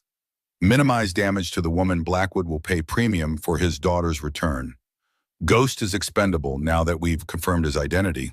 The security team advanced with professional coordination, former military operators recognizable through their tactical positioning and movement patterns. Michael assessed their capabilities with Ghost's analytical precision, identifying optimal countermeasures that would neutralize the threat while minimizing lethal force. Emma was monitoring everything through their communication system. Her father wouldn't demonstrate unnecessary violence for his daughter to witness. What began appeared as straightforward security response transformed as Michael engaged Ghost combat efficiency, dismantling their coordinated approach with surgical precision. Each movement served multiple purposes, redirecting attackers into each other's paths using their momentum against them, creating cascading disruption that magnified his tactical advantage despite numerical disadvantage. Catherine demonstrated comparable combat proficiency, though her techniques suggested different tactical background intelligence field operations rather than special forces methodology. Her movements complemented Michael's approach, creating synchronized defense that optimized their respective strengths while compensating for potential vulnerabilities.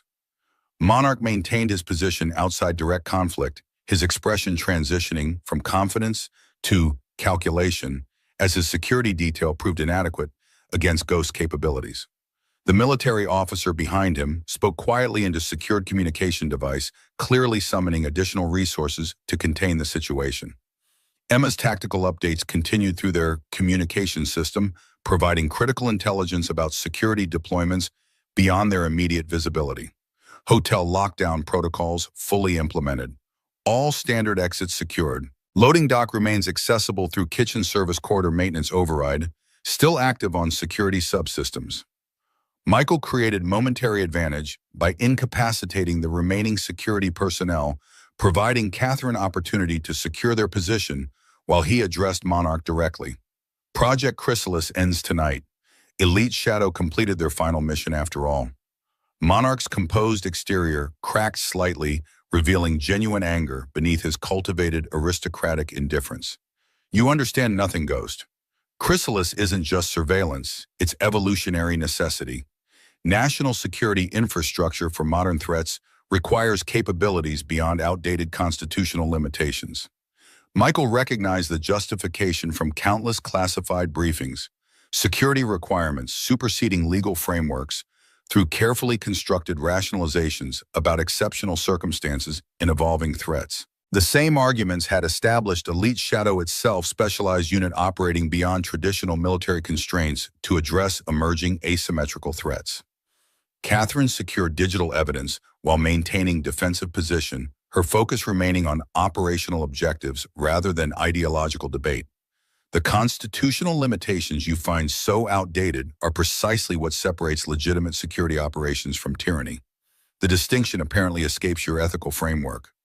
Monarch's attention shifted fully to Catherine, his expression suggesting recalculation of her significance beyond Blackwood family connection. Interesting perspective from Blackwood's daughter. Your father understood necessity better than most. His corporation pioneered the neurological enhancements that created Ghost and his Elite Shadow colleagues. The revelation landed with calculated precision, confirming connections Michael had suspected but never verified. Blackwood Corporation's involvement with Elite Shadow had extended beyond equipment provision into biological enhancement, experimental procedures that had optimized operators' physical and cognitive capabilities beyond normal human limitations. The same enhancements potentially explaining Emma's extraordinary perceptual abilities inherited from her mother.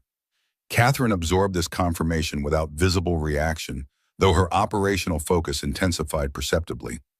My father's ethical compromises are precisely why I'm here, Mr. Monarch. Accountability eventually reaches everyone, even those who believe themselves beyond its reach. Emma's voice interrupted their confrontation with renewed urgency. Special security team entering administrative level from emergency stairwell. 60 seconds to your position. The pattern is changing. You need to move now. Monarch registered their active communication with someone outside the immediate confrontation, his expression shifting toward genuine concern for the first time. Who is providing your tactical intelligence? His question carried professional assessment rather than casual inquiry, recognition that their operational awareness exceeded expected capabilities. Michael utilized this momentary distraction to initiate extraction, signaling Catherine with subtle gesture that synchronized their movement towards secondary exit he had identified during initial tactical assessment. The door led to maintenance corridor connecting security office to service areas pathway, not indicated on standard architectural blueprints, but visible to Ghost's enhanced structural awareness. Emma continued providing real-time intelligence as they moved through the maintenance corridor, her situational awareness seemingly unhindered by physical separation from their location. Kitchen access route, compromised security team redirected to cover potential extraction paths. Alternate route through laundry processing area remains unmonitored. Michael led their movement through service passages with Ghost's precision navigation. Catherine maintaining pace while securing their extracted intelligence. Monarch's voice faded behind them, issuing commands to security personnel with increasing urgency as his targets escaped immediate containment. The administrative level's restricted access provided temporary advantage, standard hotel security, lacking authorization for specific areas that Michael navigated with confident familiarity. Each turning decision incorporated Emma's continuous intelligence updates, allowing them to avoid security response teams converging from multiple directions. Victor Reed's voice became audible through hotel security communications system, the chief security officer coordinating comprehensive search pattern designed to prevent their escape. All exits remained covered, standard protocols implemented with professional efficiency that would have trapped ordinary intruders within the security perimeter. Emma's tactical guidance led them through laundry processing areas currently deserted during evening operations. The industrial facility provided access to service delivery entrance, normally used for linen supply transportation.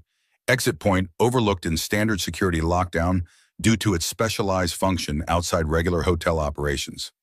Catherine maintained professional focus despite increasing pressure securing their extracted intelligence while following Michael's tactical lead through the complex extraction route. Her movements betrayed specialized field training beyond standard FBI procedures, supporting Michael's growing assessment of her background and covert operations connected to her family's corporate interests. Emma's voice carried renewed urgency as they approached potential extraction point.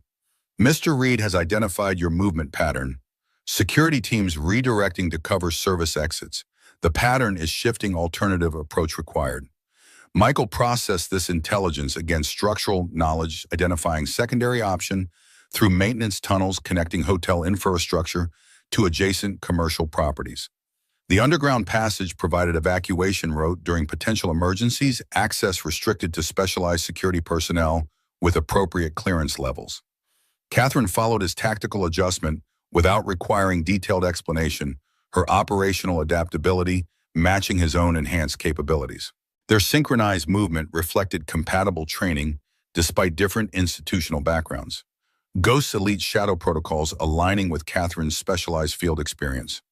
The maintenance access point required security credentials extracted during their brief control of the security office authentication measures Catherine implemented with efficient precision while Michael maintained perimeter awareness.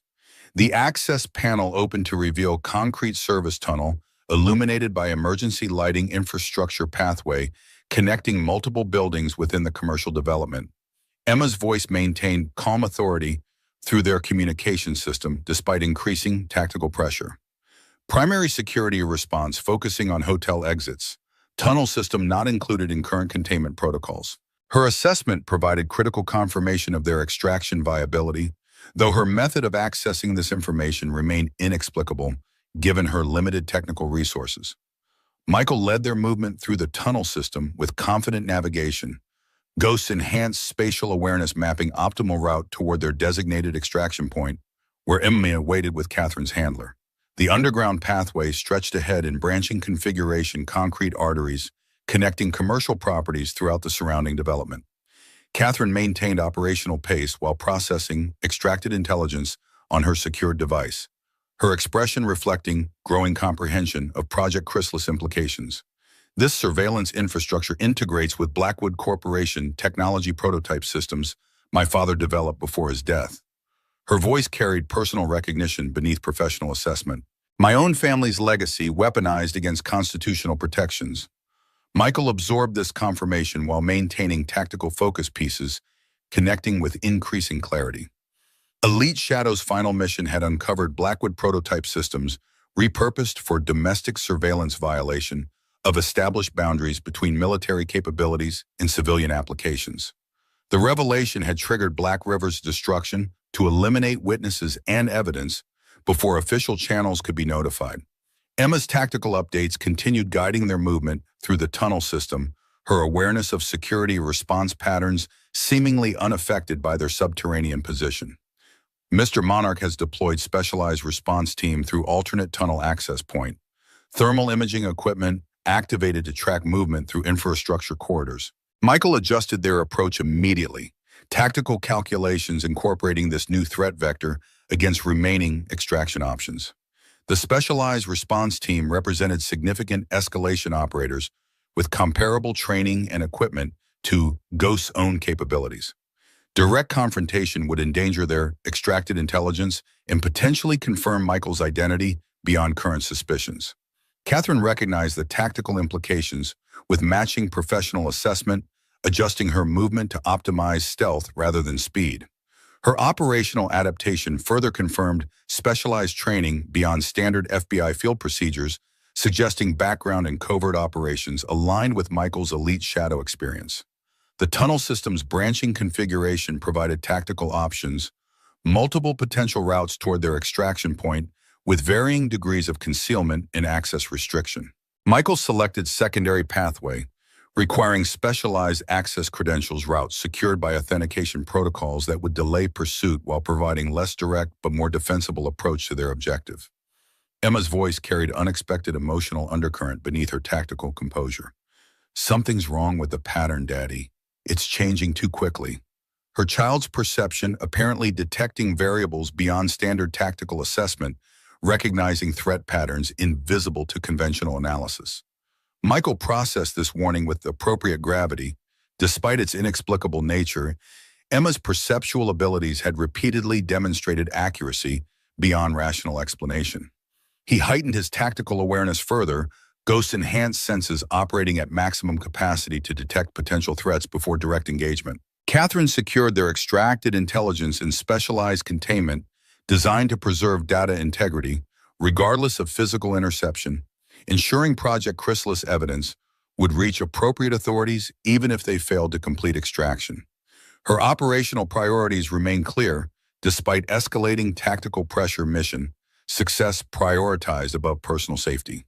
The tunnel ahead opened into larger junction chamber, connecting multiple infrastructure pathways necessary, transition point toward their extraction route, but creating tactical vulnerability through reduced concealment options.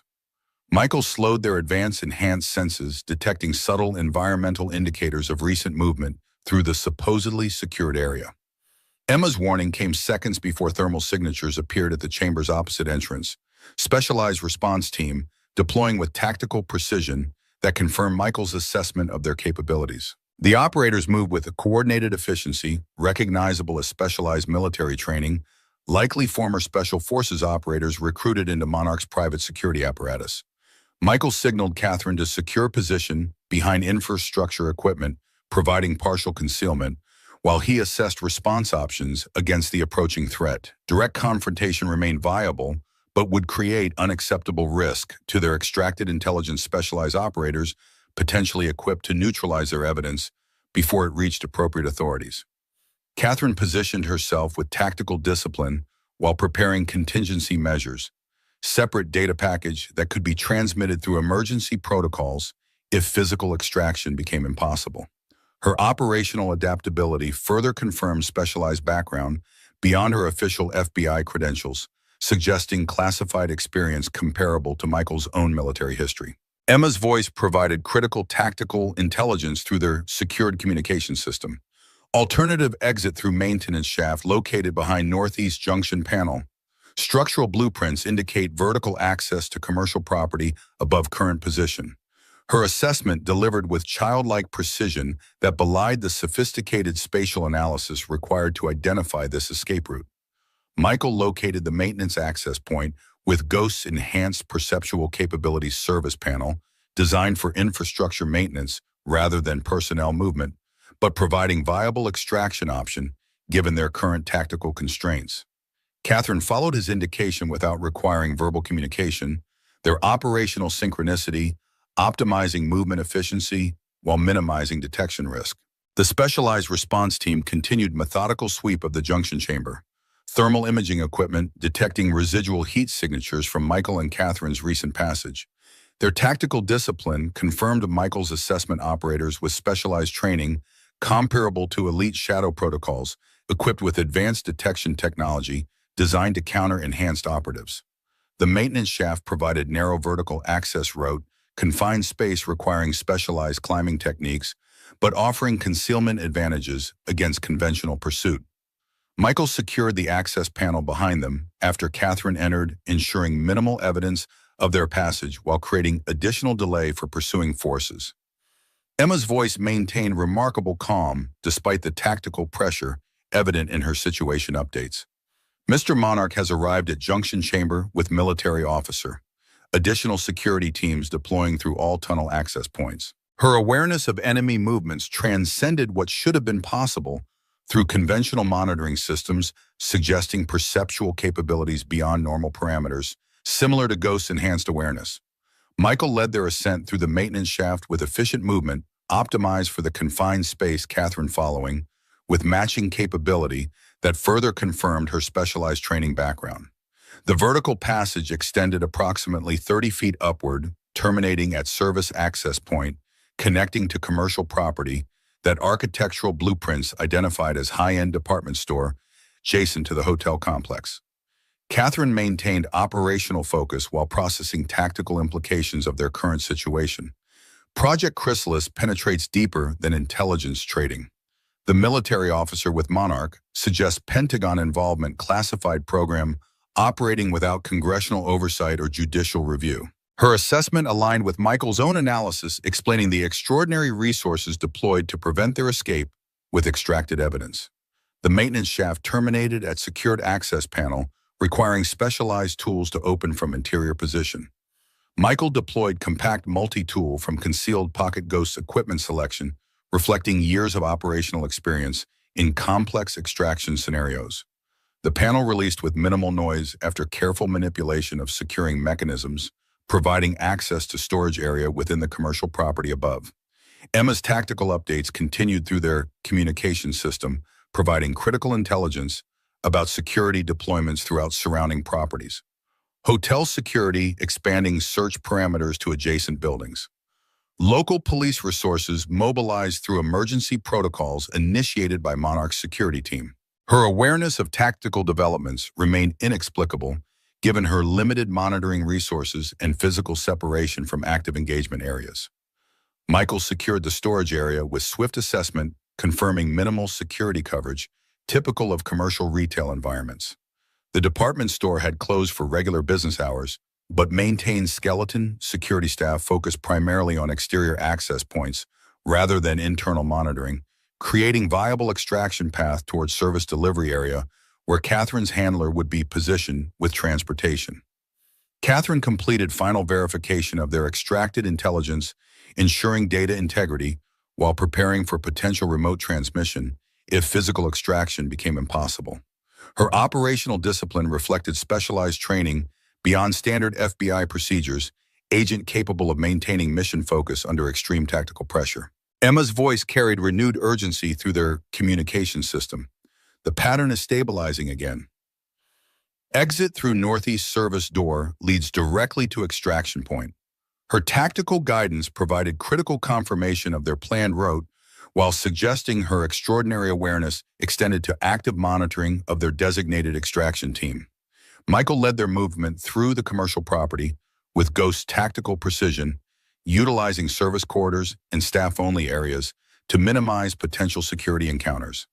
Catherine followed with matching efficiency, their synchronized movement optimizing speed while maintaining appropriate concealment protocols given the expanded security response coordinated by Monarch's resources.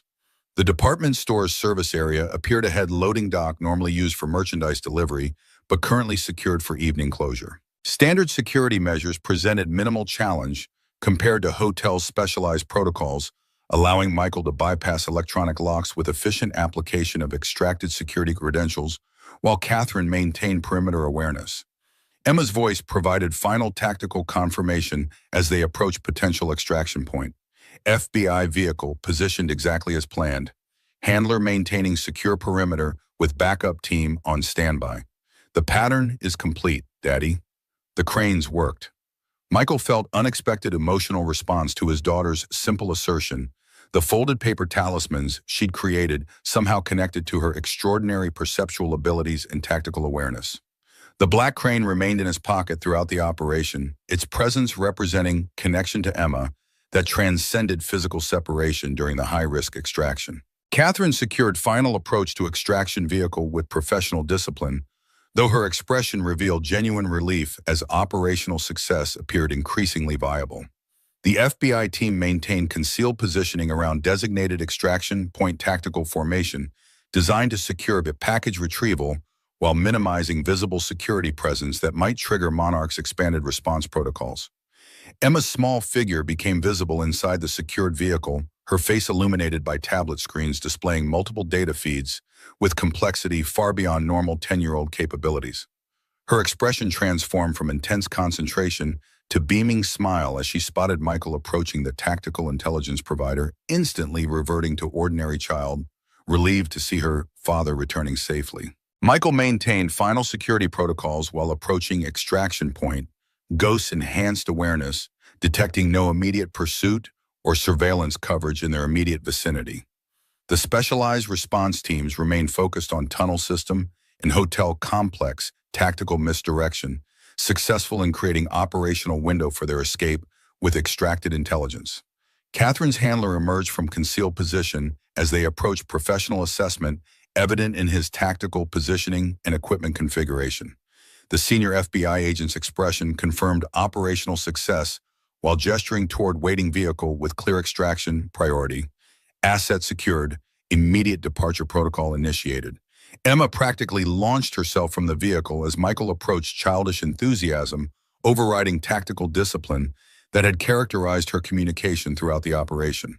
Her small arms wrapped around his waist with fierce determination, physical connection reestablishing emotional security that transcended their extraordinary circumstances. "You did it, Daddy. The cranes protected everyone, just like I said they would." Michael embraced his daughter with equal intensity, Ghost's tactical discipline temporarily yielding to father's profound relief at reunion.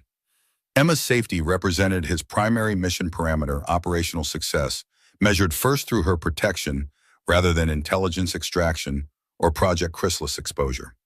The paper crane in his pocket pressed against his chest, Emma's origami talisman completing its symbolic journey. Catherine transferred extracted intelligence to her handler with professional efficiency, though her attention remained partially focused on Michael and Emma's reunion, personal recognition visible beneath her operational exterior. The evidence secure, she approached the father-daughter pair with genuine warmth, breaking through her professional composure. "Your daughter's tactical intelligence proved remarkably accurate. I'd question the methodology if the results weren't so unquestionably effective." Emma beamed with childish pride at this adult acknowledgement of her contributions. "The cranes helped me see the patterns. They always have ever since Mom showed me how to make them." Her simple explanation offered no scientific clarification, yet carried absolute conviction that transcended rational analysis. Michael maintained protective positioning around Emma while processing operational completion parameters, Ghost's tactical awareness gradually receding as immediate threat indicators diminished. Catherine's handlers secured their position with professional efficiency, additional FBI personnel establishing perimeter coverage to ensure safe extraction from operational zone. Catherine addressed Michael directly as operational pressures decreased, personal perspective emerging more clearly through professional exterior.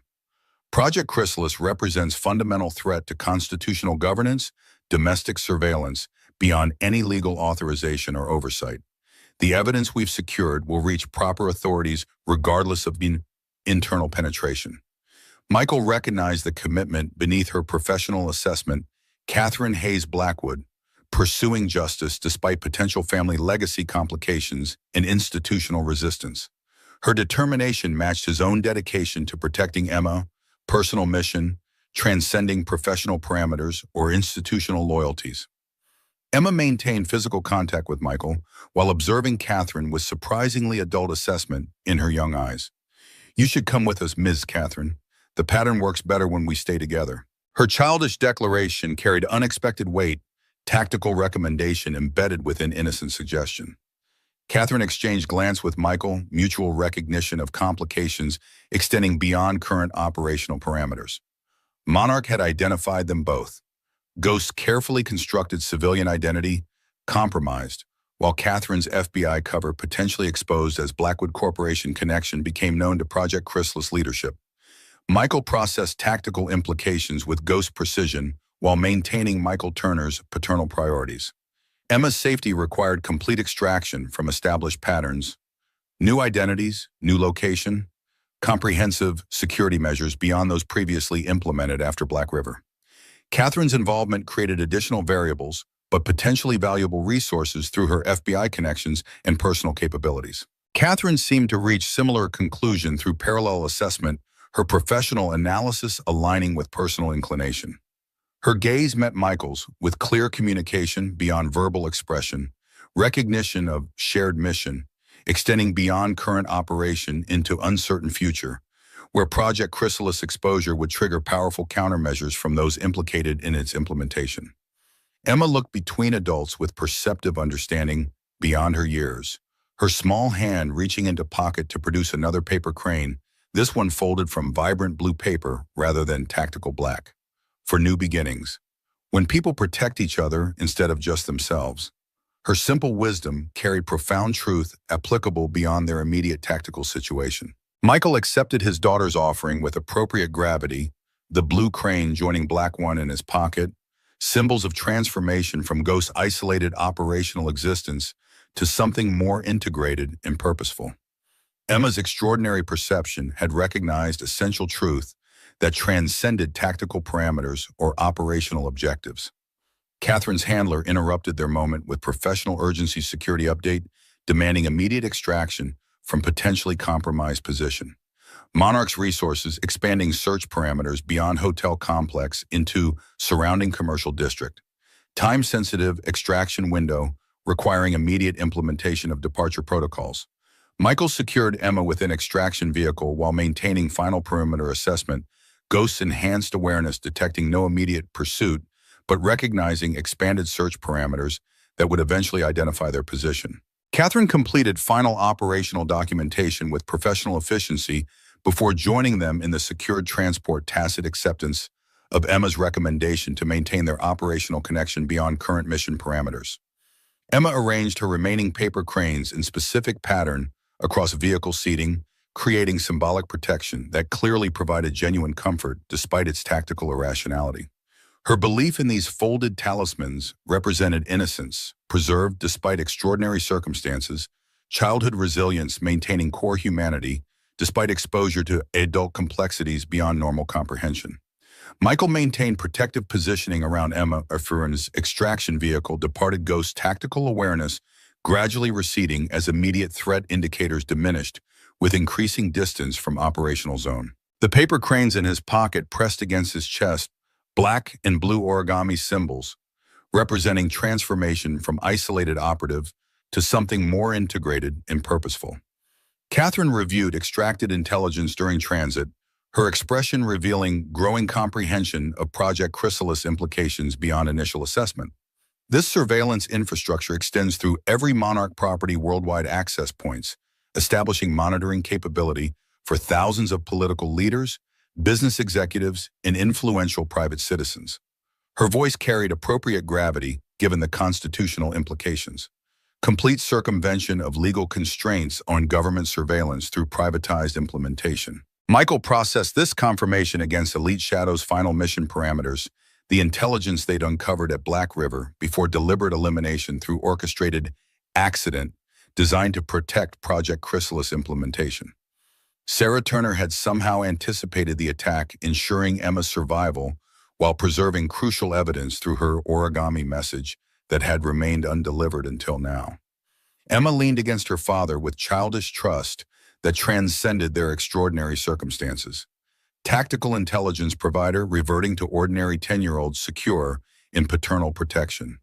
She held another paper crane in her small hands, working methodically on complex folding pattern, while security vehicle carried them toward designated safe house, where extracted intelligence would be properly secured before transmission to appropriate authorities. The city lights streamed past vehicle windows as they moved through nighttime streets, illumination patterns creating kaleidoscope effect against Emma's focused features. Her voice carried simple certainty that cut through complex tactical and political implications surrounding them.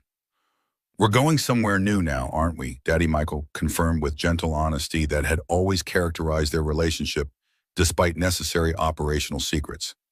"Yes, Princess, somewhere new where we can be safe."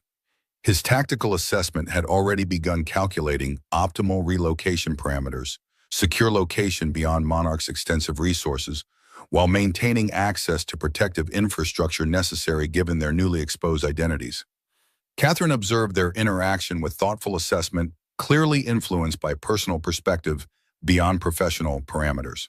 Her own family history created natural understanding of their circumstances. Daughter of powerful corporate figure, making independent choices based on personal ethical framework rather than inherited loyalty structures or institutional expectations. Emma continued methodical creation of new paper crane while processing implications with surprising maturity. Will Ms. Catherine come too? The pattern works better when we stay together. Her childish assessment contained tactical validity beyond her years, combined resources and capabilities, providing enhanced security parameters compared to isolated operation. Michael exchanged glance with Catherine, mutual recognition of potential alignment beyond current operational parameters. Ghost's tactical precision recognized Catherine's specialized capabilities and institutional resources as valuable security enhancement, while Michael Turner's paternal priorities acknowledged Emma's instinctive trust in someone who had demonstrated both professional competence and personal integrity throughout high-risk operation. Catherine addressed Emma directly with respect that acknowledged the child's extraordinary capabilities while maintaining appropriate adult boundaries. I think we might be working together for quite some time. Her response provided neither false promises nor unnecessary complications. Professional assessment aligned with personal inclination without overcommitting beyond current operational parameters. Emma nodded with satisfaction clearly visible, despite tactical extraction circumstances, returning to her origami creation with renewed purpose. I'll make special cranes for our new place. Extra strong protection for all of us. Michael maintained protective positioning around Emma, while extraction vehicle continued toward designated safe house. Ghost's tactical awareness, gradually integrating with Michael Turner's paternal identity rather than remaining separate operational mode. The paper cranes in his pocket represented this integration, folded symbols, connecting his most lethal capabilities with his most human purpose through his daughter's extraordinary perception and innocent wisdom. The extraction vehicle proceeded through darkened streets toward uncertain future, where Project Chrysalis exposure would trigger powerful countermeasures requiring continued vigilance and adaptation. But fundamental parameters had shifted through operational success. In Emma's simple wisdom, the wrong man had been properly identified, wrongdoing clearly established between constitutional governance and tyrannical surveillance protection, prioritized over exploitation. Emma completed her latest origami creation complex crane, incorporating multiple paper colors into integrated, whole stronger than individual components. She placed it carefully between Michael and Catherine, symbolic bridge connecting their separate backgrounds into potential integrated future. The pattern is complete now. Her childish certainty carried inexplicable authority transcending rational analysis. We're stronger together than apart.